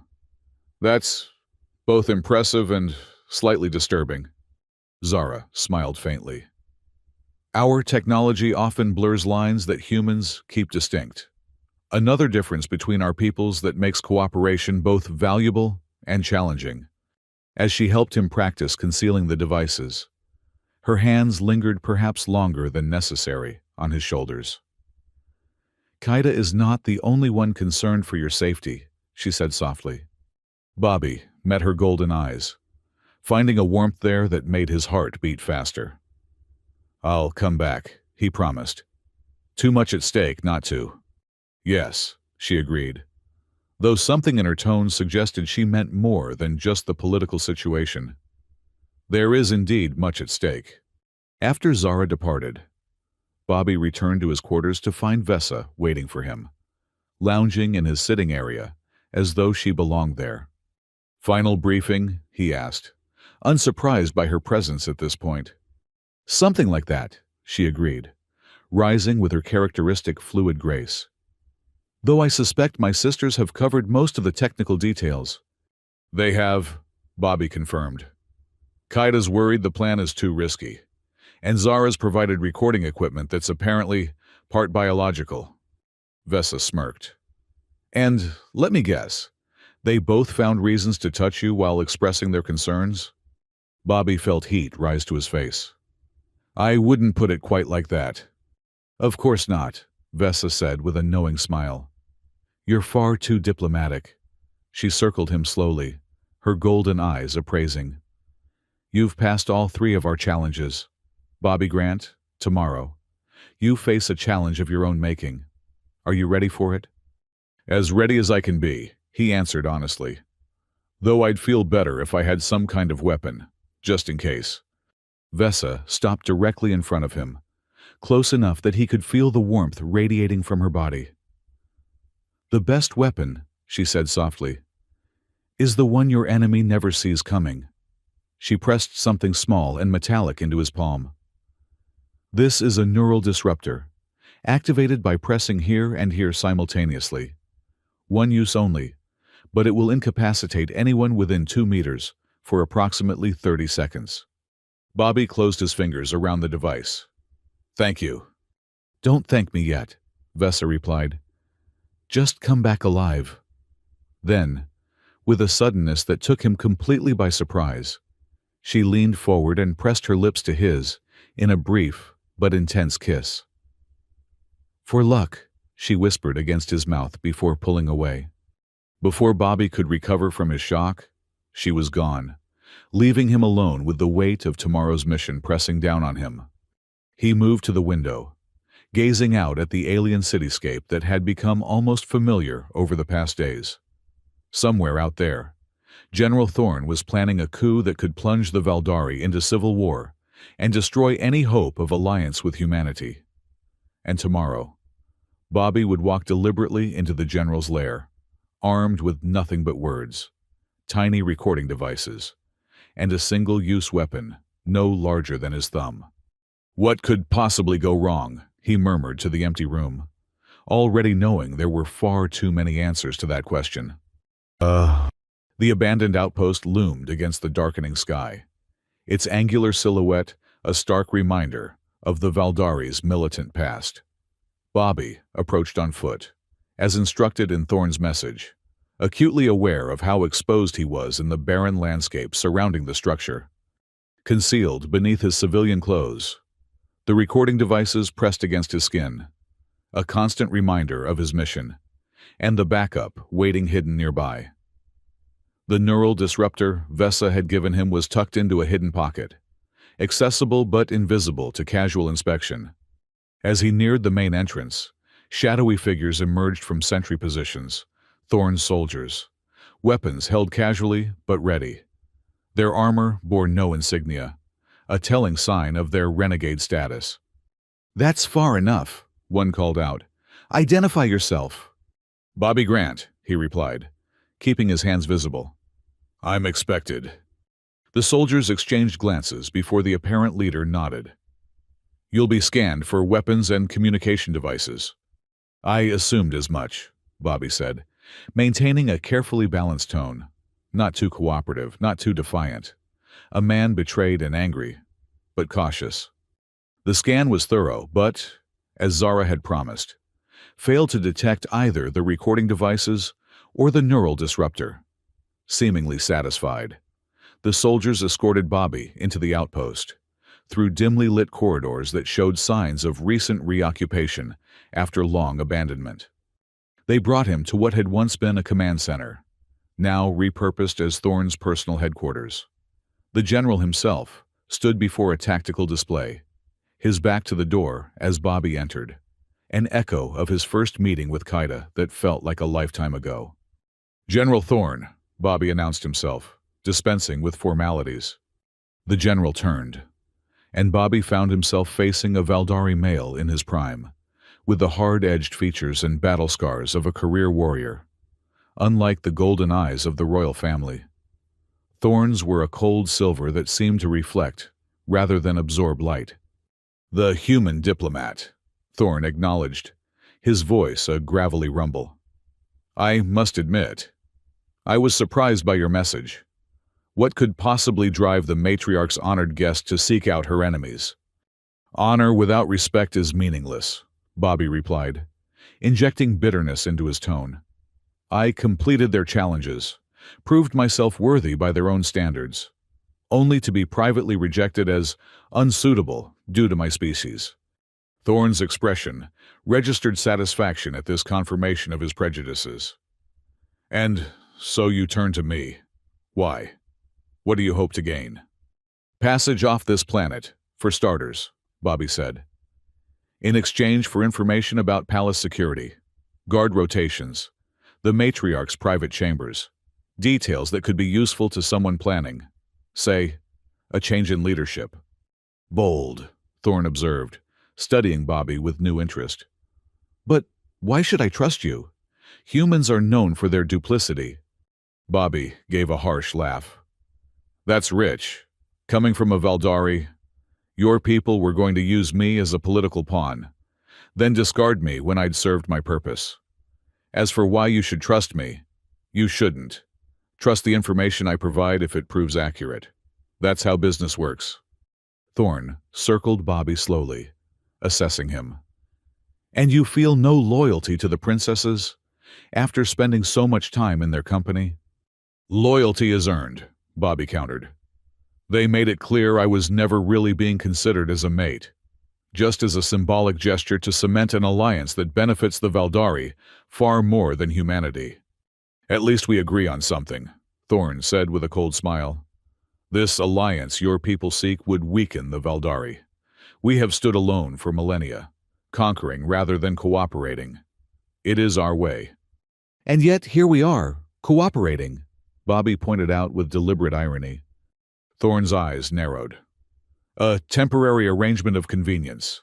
Once I have restored the Valdari to their proper path, all alien influences will be purged." "Including me, I assume," Bobby asked dryly.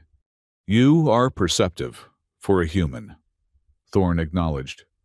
"But your death would be quick, unlike the fate that awaits the matriarch and her daughters." Bobby tensed involuntarily. "What do you plan for them?" "Public trial, public execution," Thorne stated matter-of-factly. "Examples must be made of those who would corrupt our ways with alien philosophies." Seems extreme," Bobby commented, carefully keeping his tone neutral while the recording devices captured every damning word. "Politically risky, too. They have supporters." "Fewer than you might think," Thorne countered, warming to his subject as Bobby had hoped he would. "The common warriors respect strength, not diplomacy. They will rally to my cause once I expose the matriarch's true plan." "Which is?" Thorne's smile was ugly. "To dilute Valdari bloodlines through interbreeding with lesser species. To weaken us from within, until we are easily controlled by alien powers." He gestured dismissively. "The offering of the princesses to you was merely the first step, a symbolic surrender of our genetic purity."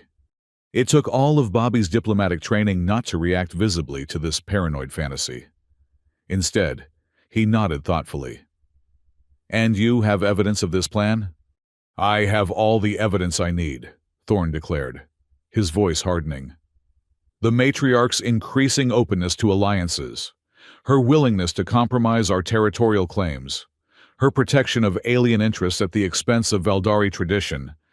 In other words, no evidence at all, just prejudice and fear, wrapped in patriotic rhetoric." Bobby had heard similar arguments throughout human history, always used to justify violence against the other. "And what of the assassination attempt during the peace summit?" Bobby asked, pushing further. "The one I happened to thwart?" A flash of annoyance crossed Thorn's features. An unfortunate complication. The princess was meant to die, creating the pretext for severing diplomatic ties with all alien powers. Your interference forced us to adapt our plans. By trying to kill me in the training ground, Bobby concluded. A necessary adjustment, Thorn confirmed without a hint of remorse. Though clearly, my operatives failed in that task as well. Your operatives seem to fail a lot, Bobby observed, deliberately provocative. Not exactly inspiring confidence in your leadership abilities. Thorn's silver eyes hardened dangerously. Careful, human. You are alive solely because you may be useful. That status can change quickly. Bobby raised his hands in mock surrender. Just an observation. So, about my passage off planet, when can that be arranged? After you provide useful intelligence, Thorn replied, starting with the matriarch's current security protocols. Of course, Bobby agreed, pretending to comply. The royal wing is guarded by 3 rotating shifts of 8 guards each. The changing of the guard creates a 2-minute window where coverage is thinnest, particularly at the eastern access point. He continued feeding Thorn a mixture of accurate but useless information and plausible misinformation, all while scanning the room for potential escape routes. The recording devices had been active for nearly 10 minutes now, enough to document Thorn's treason, his responsibility for the assassination attempts, and his plans for the royal family. Time to wrap this up and get out. That should be enough to get you started, Bobby concluded. I can provide more detailed information about the princess's schedules once my transport off-planet is secured. Thorn studied him with those reflective silver eyes. Interesting. Most of what you've told me aligns with our intelligence. But there's one detail that doesn't quite fit. He moved to a control panel and activated a display. You see, according to our surveillance, the matriarch held a private council with her daughters last night, a council you attended. Bobby's blood ran cold as the display showed grainy but recognizable footage of him entering the secure planning room with the royal family. Not the behavior of someone who has been rejected and humiliated, Thorn continued, his voice hardening. In fact, it looks remarkably like someone planning a trap. Bobby tensed, ready to activate the neural disruptor. You're paranoid, Thorn. That meeting was them trying to salvage something from the diplomatic disaster they created. A convenient explanation, Thorn said, his hand moving to his weapon. But I think we both know the truth. You never were rejected by the princesses, were you?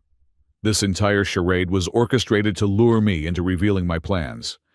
And it worked perfectly, Bobby replied, dropping the pretense as he realized the situation was deteriorating rapidly. Every word you've spoken has been recorded and transmitted to the palace. It's over, Thorn. The general's face contorted with rage. Guards, he bellowed, drawing his plasma blade. Bobby reached for the neural disruptor, but before he could activate it, the room plunged into darkness. Emergency lighting flickered on seconds later, bathing everything in an eerie red glow. Confused shouts echoed from the corridors outside, the sound of weapons fire, combat. The princesses, Bobby realized aloud. They've come for me. Thorn lunged forward with unexpected speed, his plasma blade humming through the air toward Bobby's throat. Bobby barely managed to dodge, the blade passing close enough that he felt its heat against his skin. If I am to fall, Thorn snarled, you will not live to celebrate it, human. Bobby backed away, searching desperately for a weapon, anything to defend himself. His fingers closed around the neural disruptor, but Thorn was already moving for another strike, too far away for the device's limited range. The door to the command center burst open. Vesa stood framed in the doorway, her own plasma blade glowing with deadly purpose. Step away from him! Thorn! She commanded, her voice colder than Bobby had ever heard it. The general's expression twisted into a sneering smile. Princess Vesa, how convenient. Now I can kill you both at once." He lunged at Bobby again, clearly intending to use him as leverage against Vesa.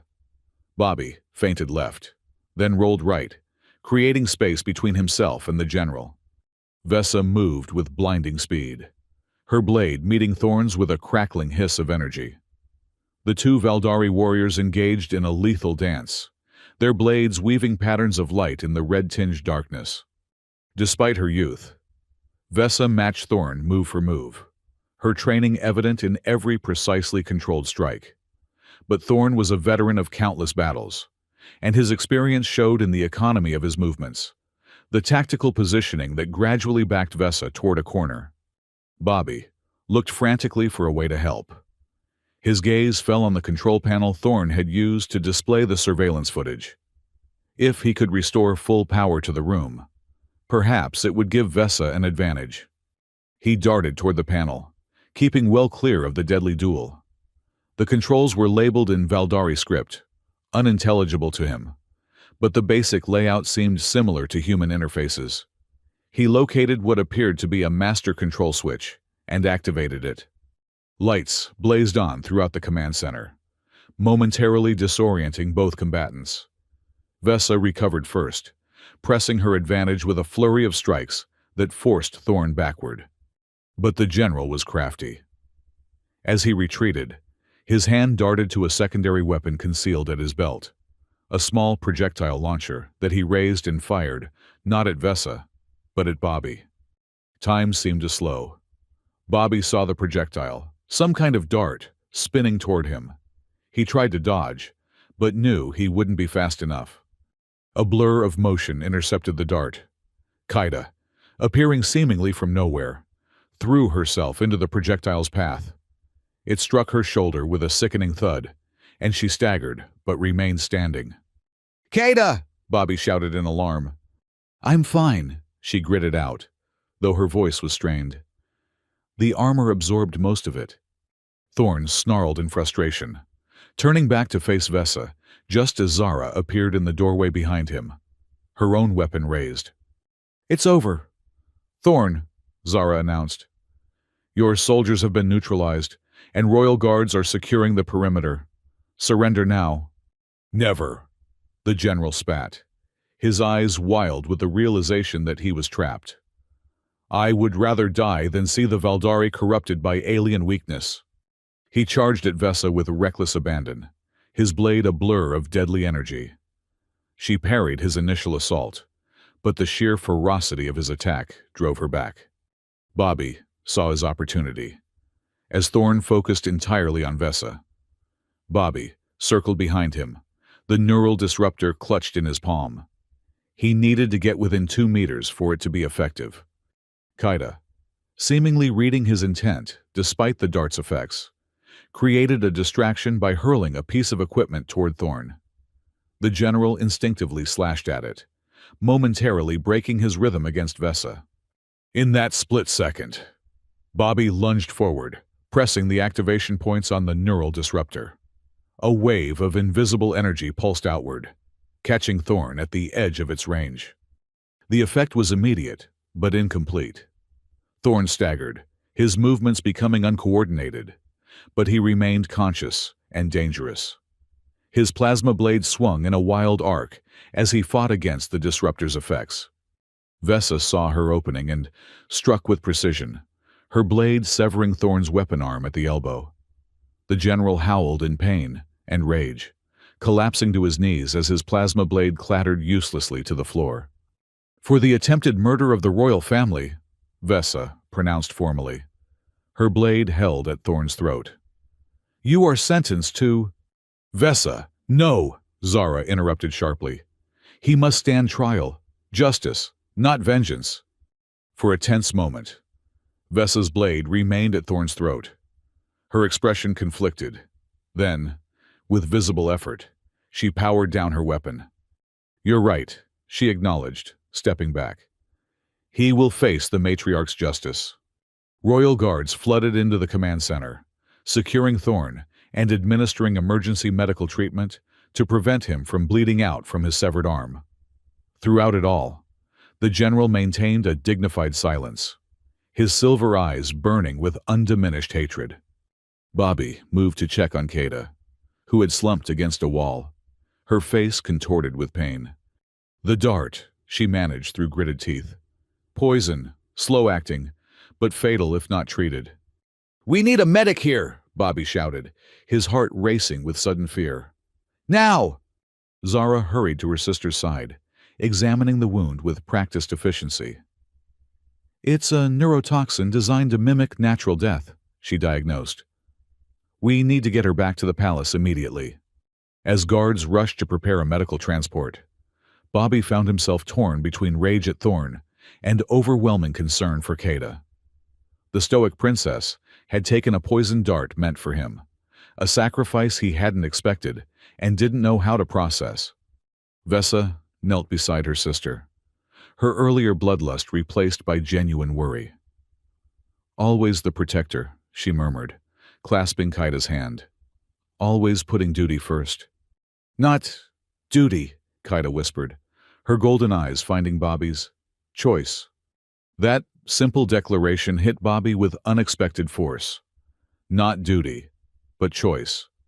She had chosen to protect him, not because of obligation or strategic value, but because she... what? Cared for him.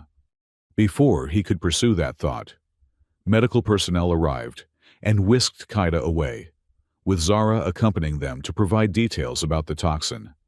Vesa remained behind with Bobby, as royal guards secured the outpost and processed the captured conspirators. "You did well," she told him quietly.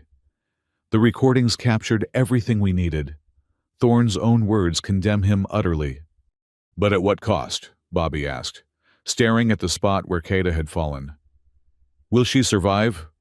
"Our medical technology is advanced," Vesa assured him, though her own concern was evident. "And Kata is strong. But..." she hesitated. "The next few hours will be critical." Bobby closed his eyes, feeling suddenly exhausted. The mission had succeeded. Thorn was captured, his conspiracy exposed. But if Kata died because of it, would any victory feel hollow? "Come," Vesa said gently, taking his arm. "We should return to the palace. There's nothing more to be done here." As they left the command center, Bobby glanced back at Thorn, now securely restrained and surrounded by guards. The general's eyes met his, and in that moment, Bobby saw something unexpected, not just hatred or defeat, but genuine confusion. As if Thorn truly couldn't comprehend why a human would risk his life for the Valdari, or why a Valdari princess would risk hers for a human. It was that fundamental inability to understand connection across differences that had driven Thorn's xenophobia.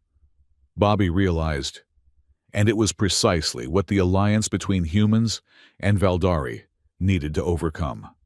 With that sobering thought, he turned away from the fallen general and followed Vesa toward the waiting shuttle, his mind already at the palace with Kata, fighting for her life. The next 12 hours were among the most tense Bobby had ever experienced.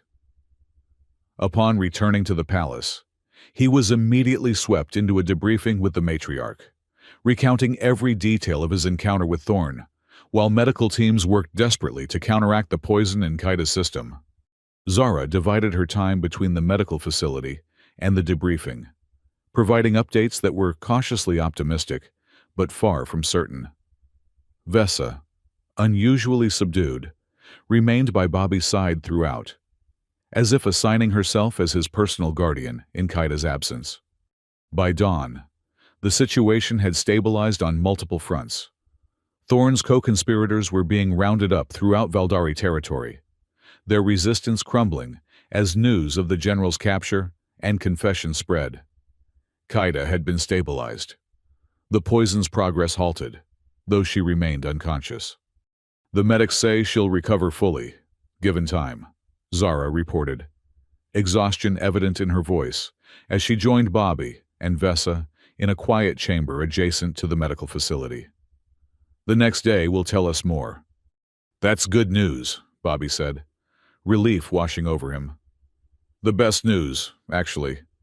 Vesa nodded agreement. Uncharacteristically quiet. After a moment, she spoke. You know, of the three of us, Kaida was the most skeptical about you at first. A human diplomat with no filter, she called you. Diplomatic disaster waiting to happen. Despite everything, Bobby found himself smiling. She wasn't wrong, but she was the first to truly see your value. Vesa continued. After your strategy challenge, she said you understood victory in the same way she did. Not as conquest, but as harmony achieved through strength. High praise from Kaida, Zara added softly. And now she's lying in there because she took a poison dart meant for me, Bobby said. The guilt he'd been suppressing rising to the surface. She made a choice, Zara reminded him gently. We all did, when we agreed to this plan.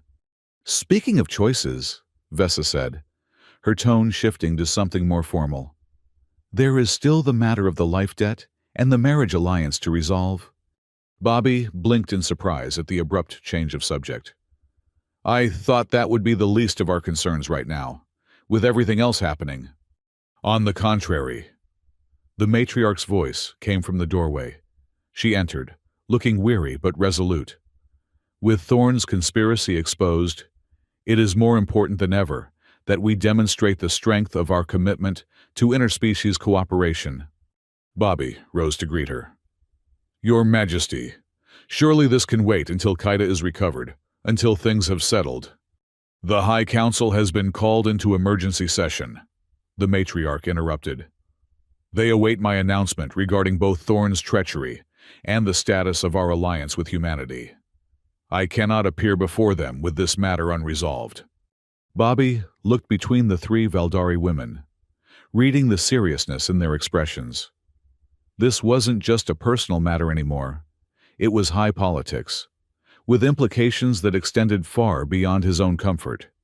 I understand, he said finally. You need me to make my choice now. The matriarch nodded gravely. The choice must be made before I address the council at midday.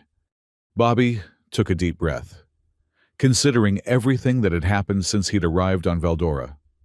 The challenges he'd faced, the connections he'd formed, the understanding he'd gained of this complex, honor-bound culture. Kaida, with her strategic mind and hidden depths, who valued victory through harmony and had nearly died to protect him. Zara, with her empathy and perception, who had shown him how to see beyond surface conflicts to deeper truths. Vesa, with her unpredictability and fierce loyalty, who had fought like a demon to save him from Thorne. Each princess had revealed aspects of herself through her challenge. Each had proven worthy in her own way. And now he was expected to choose between them, knowing that his choice would have diplomatic repercussions for years to come. I have a question, he said carefully. What happens if I choose all three? Vesa made a choking sound that might have been surprised laughter. Zara's golden eyes widened. The matriarch merely raised an eyebrow. All three, she repeated. That would be unprecedented. But not forbidden, Bobby pressed. Not forbidden. No, the matriarch confirmed. Though extremely unusual, multiple marriages are permitted within our culture, but typically they involve individuals of similar rank, forming a cohesive unit. For one person to marry three royal princesses would send a powerful message about the strength of the alliance, Bobby suggested, and would neatly avoid the diplomatic complications of choosing one sister over the others. Vesa had recovered from her surprise and was now grinning openly. I told you he was clever, she said to her mother. Zara looked thoughtful. It would certainly make a statement to the High Council, and to any remaining sympathizers with Thorne's faction. And Kaida? Bobby asked, suddenly worried about the reaction of the absent princess. Would appreciate the strategic elegance of the solution, Zara assured him, with a small smile. The matriarch studied Bobby with new respect. You continue to surprise me. Robert Grant, when you first arrived, I saw a discarded diplomat. Now I see a man who understands power and symbolism, as well as any Valdari. I've had good teachers, Bobby replied with a meaningful glance at Vesa and Zara. Very well, the matriarch decided. If that is truly your choice, then the ceremony will proceed as soon as Kaida is well enough to participate.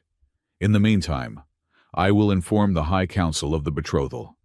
After the matriarch departed, Vesa approached Bobby with a mischievous glint in her eye. All three of us? Ambitious, human. Strategic, Bobby corrected with a smile, as Kaida would appreciate. And how do you feel about your strategic decision? Zara asked, studying him with those perceptive golden eyes. Bobby considered the question seriously. Overwhelmed, honored, a little terrified, he admitted honestly. But also, right. This feels right, in a way I can't fully explain. Vesa's expression softened into something genuine. Good answer, diplomat. There are many details to work out, Zara added practically. Cultural differences to navigate, expectations to manage. One step at a time, Bobby suggested. First, Kaida needs to recover. Then we deal with the High Council and Thorn's remaining supporters. After that, he shrugged. We figure it out together. Together, Vesa repeated, testing the word. I like the sound of that. 3 days later, Kaida was well enough to receive visitors. Bobby entered her medical chamber nervously, unsure of what to expect. She was sitting up in bed, still pale by Valdari standards, but alert and composed. Robert Grant, she acknowledged, her voice slightly weaker than normal, but otherwise unchanged. I'm told you've been waiting to see me. Bobby, he corrected gently. And yes, I wanted to thank you. You saved my life. A tactically sound decision, she replied, though the faint blue tinge that appeared on her cheeks belied her clinical words. Your value to the Alliance far exceeds mine. I disagree, Bobby said firmly. But I've learned not to argue with Valdari warriors about matters of honor. A ghost of a smile touched Kaida's lips.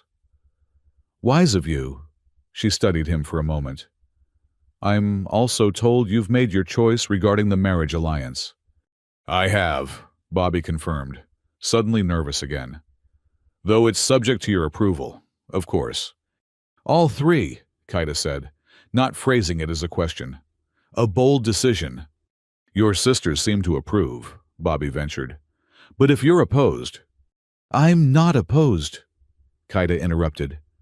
It's a logical solution that maximizes diplomatic advantage while minimizing potential discord.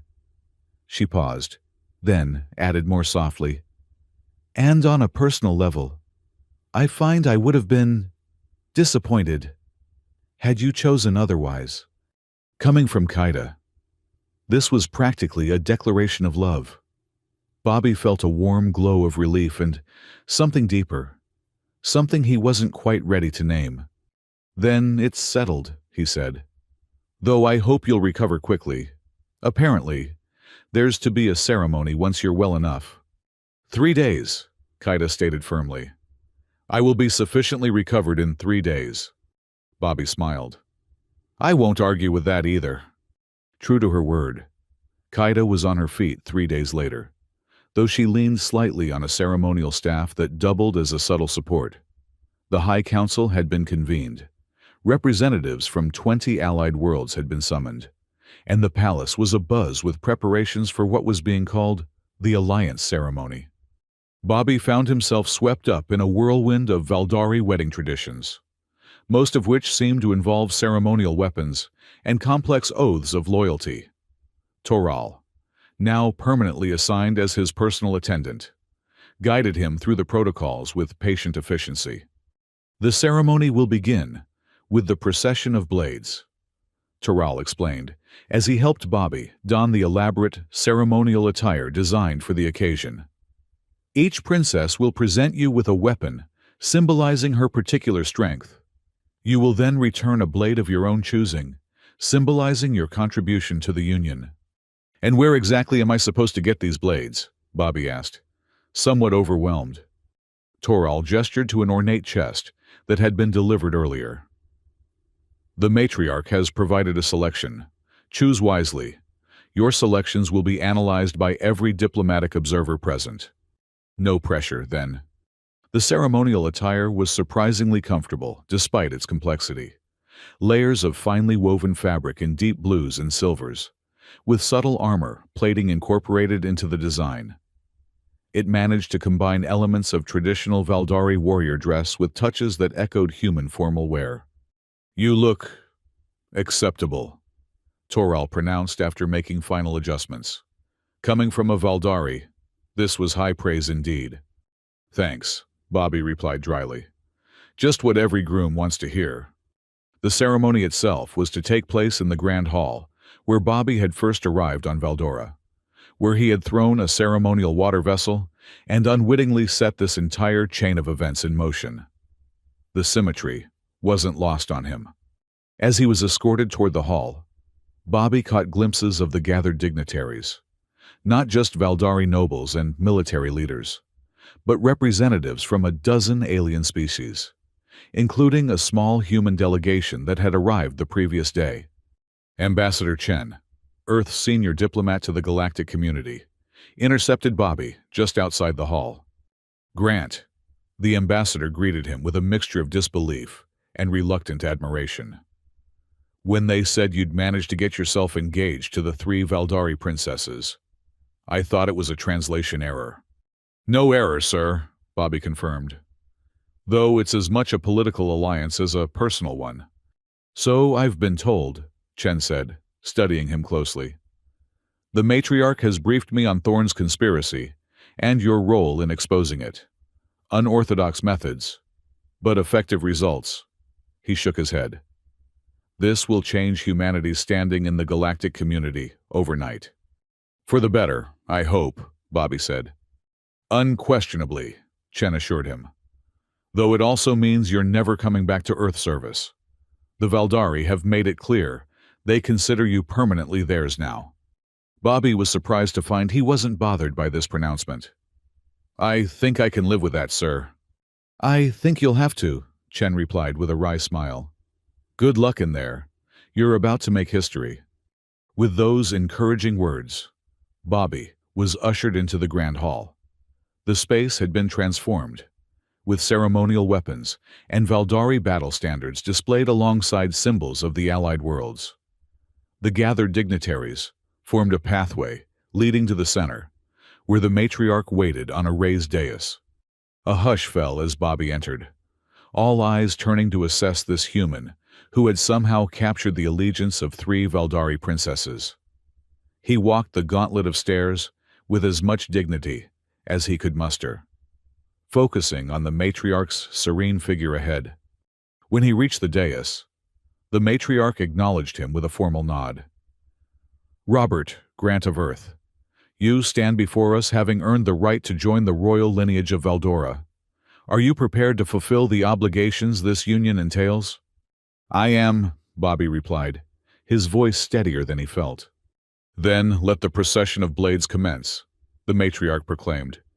From 3 different entrances, the princesses appeared simultaneously. Each wore ceremonial armor in her distinctive color: deep crimson for Kaida, ocean blue for Zara, midnight black for Vessa. Each carried a weapon that symbolized her particular strength. They approached in order of age. Kaida first. She presented a slender blade of remarkable craftsmanship, its surface etched with strategic formulas and battle maps. "I offer the Blade of Thought," she proclaimed formally.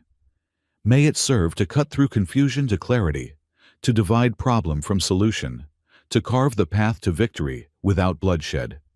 Bobby accepted the weapon with a bow, noting its perfect balance despite its ceremonial nature.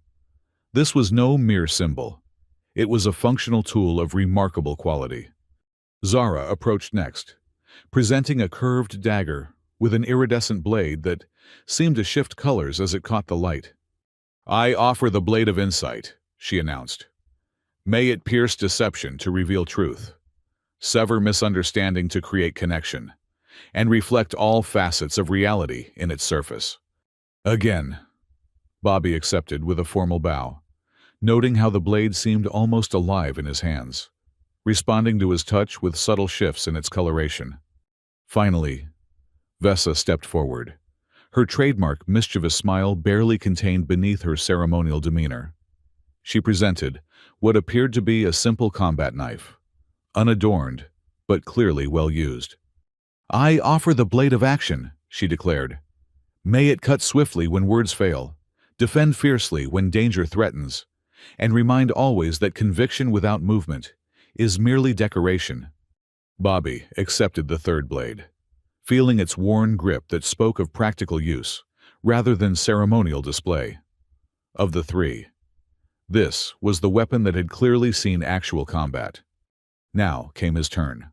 From the chest Toral had provided, Bobby had selected 3 blades to offer in return. He presented them one by one, starting with Kaida. "I offer the blade of adaptability," he said, presenting a weapon whose form could shift from sword to dagger to throwing blade with simple adjustments. "May it remind us that the strongest strategy is one that can change to meet new challenges." To Zara, he presented a transparent blade crafted from some crystalline material that amplified light passing through it. "I offer the blade of transparency," he said. "May it remind us that true understanding requires us to be seen as we truly are, without pretense or disguise." Finally, to Vesa, he presented a blade with an unconventional design, its edge curved in an asymmetrical pattern that made its striking angle unpredictable. "I offer the blade of surprise," he said with a smile that matched her own. "May it remind us that sometimes the most effective approach is the one no one expects." Each princess accepted her blade with formal acknowledgement, but Bobby could read their personal reactions in their eyes.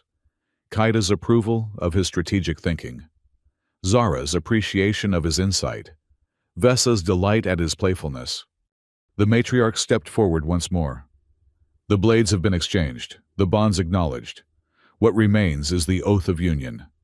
What followed was a complex series of vows in both Valdari and English, binding Bobby and the 3 princesses in a union that was simultaneously political, military, and personal. The language was formal and rich with cultural significance, much of which Bobby suspected he was missing despite Toral's hasty education. But the core meaning was clear enough. They were pledging to stand together, to strengthen each other, to unite their strengths against common challenges. Not so different, in the end, from traditional human marriage vows. As the final words were spoken, the matriarch raised her hands.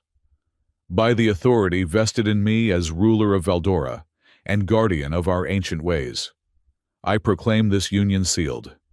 Let all present bear witness to the joining of our houses and the strengthening of our alliance."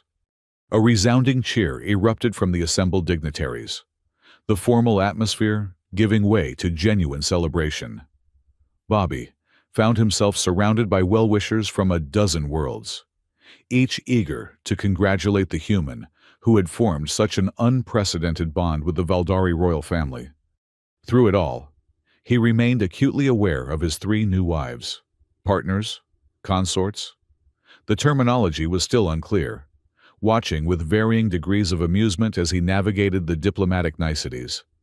The celebration continued well into the night, transitioning from formal ceremony to something more like a reception. Bobby did his best to speak with every delegation, acutely aware that he was now not just a diplomat, but a living symbol of interspecies cooperation. It was during a brief moment of respite, as he stood on a balcony overlooking the capital city, that all 3 princesses finally found him alone. "Hiding from your admirers," Vesa teased, appearing at his side with her customary stealth. Taking a strategic pause, Bobby corrected with a smile. "Something I learned from Kaida." The eldest princess inclined her head in acknowledgement. "A wise application of the principle." "How are you feeling?" Bobby asked her, noting that she had dispensed with the staff, but still moved with careful precision. "Functional," Kaida replied, which Bobby had learned was her way of saying, "I'm in pain but refusing to acknowledge it." What she means, Zara interpreted gently, is that she should be resting, but is too stubborn to miss this historic occasion. I know what I mean, Kaida retorted, though without heat. Bobby looked between the three of them, so different in personality and approach, yet united in their commitment to their people, and now, improbably, to him. I still can't quite believe this is real, he admitted. A month ago, I was a disgraced diplomat sent on what everyone thought was a meaningless mission. Now I'm married to 3 alien princesses, and apparently a symbol of interspecies unity.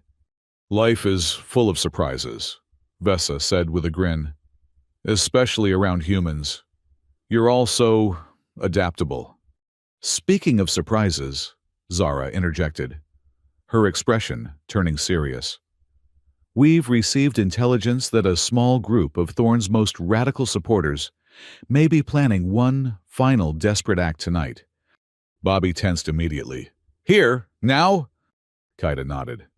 A suicide squad, according to our sources. Their goal is to eliminate as much of the royal family as possible, along with key alien representatives. Shouldn't we evacuate, alert security? Bobby asked, alarmed.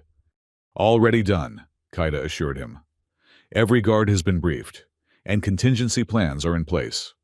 But we thought you might have some creative insights on how to handle the situation, Vesa added, her golden eyes gleaming with anticipation. Given your recent track record with traps and ambushes. Bobby looked between them, understanding dawning. You want me to help catch them in the act? We want to give them exactly what they expect, Zara clarified. And then something they don't. A plan began to form in Bobby's mind, drawing on everything he had learned during his time on Valdora. Where would they most likely strike? The ceremonial toast, Kaida replied promptly. It's scheduled for midnight, when all key dignitaries will be gathered in the central hall. Traditional, predictable, and perfect for their purposes. Then let's give them a toast they'll never forget, Bobby suggested, outlining his idea quickly. The princesses listened with growing appreciation, Vesa's smile widening to predatory dimensions, Zara's eyes lighting with understanding, and even Kaida's stern expression softening into what might have been approval. It's risky, Kaida observed when he finished, but tactically sound. And deliciously ironic, Vesa added with relish. Most importantly, it minimizes the chance of casualties. Zara noted, both ours and theirs. Then we're agreed? Bobby asked, looking between his 3 new wives. We are, they confirmed in unison, the harmony in their voices suggesting that perhaps this unusual marriage might work after all. As midnight approached, the dignitaries were gathered as planned in the central hall. The matriarch, briefed on the potential threat and Bobby's proposed solution, played her part perfectly, raising a ceremonial vessel remarkably similar to the one Bobby had thrown during the assassination attempt. Honored guests, she proclaimed, her voice carrying to every corner of the hall. Let us drink to new beginnings, to the union of our peoples, and to the future we shall build together. As servants moved through the crowd distributing smaller ceremonial cups, Bobby positioned himself near the most likely entry points for Thorne's supporters. Kaida, Zara, and Vesa had separated, each covering a different section of the hall, while appearing to mingle casually with the guests. The first sign that something was wrong came as the matriarch raised her cup for the toast. A subtle disturbance near one of the service entrances, guards dropping silently to the floor, incapacitated rather than killed, suggesting the infiltrators wanted to minimize attention until they reached their primary targets. Bobby caught Vesa's eye across the room, giving a slight nod. She returned it, then touched a concealed communication device, alerting her sisters and the security forces waiting in position. The matriarch continued her toast, giving no sign that she was aware of the threat. To strength through unity, wisdom through diversity, and peace through understanding. As the assembled dignitaries raised their cups, the infiltrators made their move. 6 figures in nondescript attire burst into the hall, weapons raised, not to fire indiscriminately, but targeting specific individuals: the matriarch, the 3 princesses, Bobby, and Ambassador Chen. But they found their targets seemingly oblivious. Backs turned, perfect for their purpose. Too perfect.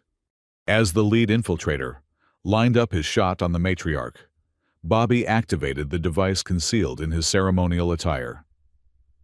Throughout the hall, holographic projections flickered and disappeared, revealing that the dignitaries were in fact royal guards in disguise, positioned to create the illusion of a vulnerable gathering. The real dignitaries, including the matriarch and Ambassador Chen, had been quietly evacuated minutes earlier through concealed exits, leaving only those who were part of the trap. The infiltrators, suddenly finding themselves surrounded by armed guards rather than helpless diplomats, hesitated in confusion, exactly long enough for Kaida, Zara, and Vesa to move into position. "In the name of the matriarchy," Kaida announced formally, "you are arrested for treason and attempted assassination." The lead infiltrator, recovering from his surprise, snarled in defiance. "For the purity of Valdora!" he shouted, raising his weapon to fire. Bobby, anticipating this reaction, was already in motion. Just as he had done on his first day on Valdora, he grabbed the nearest ceremonial vessel and hurled it with all his strength. The vessel struck the infiltrator's weapon with perfect accuracy, knocking it from his hands before he could fire. In the moment of stunned silence that followed, Bobby couldn't resist a quip. "You know, for a species that prides itself on learning from experience, you people really should have seen that coming." The remaining infiltrators, realizing they were hopelessly outmatched, surrendered without further resistance. As royal guards secured them, Vesa approached Bobby with undisguised admiration. "That," she declared, "was the most satisfying thing I've seen in years." Using their own prejudice against them, making them so certain we would be vulnerable that they walked right into our trap. "The best weapon is the one your enemy never sees coming." Bobby quoted her own words back to her. "I'm beginning to think humans might be a more dangerous species than we initially assessed," Kaida observed, joining them with Zara close behind. "Not dangerous," Zara corrected thoughtfully. "Just different. Approaching problems from angles we might not consider. Which is exactly why cooperation makes us stronger than isolation ever could," Bobby pointed out. Thorne never understood that. He saw differences as weakness rather than strength. "A perspective that will die with his movement," the matriarch stated. Re-entering the hall, now that the threat had been neutralized, she surveyed the captured infiltrators with regal disdain. "These are the last of his inner circle. With their capture, the conspiracy is truly finished." As the hall returned to order, the real dignitaries filtering back in to resume the celebration, Bobby found himself surrounded once more by his 3 wives. Despite the dramatic interruption, the ceremonial toast would continue, a symbol that terrorism and fear could not disrupt the new alliance. "To the future," Bobby proposed, raising his cup to the 3 Valdari princesses, who had, against all odds, become his family. "To differences that complement rather than conflict," Kaida added with rare eloquence. "To understanding that transcends species," Zara contributed softly. "To throwing water jugs at assassins," Vesa concluded with a wicked grin. "And everything unexpected that follows." As they drank together, Bobby reflected on the strange path that had brought him here. From diplomatic disgrace to interstellar alliance, from solitary human to part of a Valdari royal family. It was not a future he could have possibly imagined. But standing among these 3 remarkable women, he couldn't imagine wanting any other. Somewhere in the gathered crowd, Ambassador Chen was undoubtedly already drafting reports back to Earth about the unprecedented diplomatic breakthrough. Scholars would analyze the political implications for decades to come. Historians would mark this as a turning point in human-Valdari relations. But for Bobby, in this moment, It was simpler than all that. He had found his place in the universe, not as a perfect diplomat, but as an imperfect human who had shown that differences could be strengths, that adaptability could match tradition, and that sometimes the most powerful weapon was nothing more than honesty delivered at the right moment. And if that honesty occasionally came in the form of a ceremonial water vessel hurled at high velocity, well, that was just the universe's sense of humor at work. As the celebration resumed around them, Bobby caught the matriarch watching them with what might have been approval. She raised her cup slightly in acknowledgement, and he returned the gesture, recognizing the unspoken message. Humanity had arrived on the galactic stage, not through overwhelming force or technological superiority, but through the very qualities others had sometimes dismissed: adaptability, unpredictability, and the stubborn refusal to accept that different must mean divided. It was, Bobby reflected as he stood surrounded by his new family, a lesson worth learning, no matter what species you happen to be.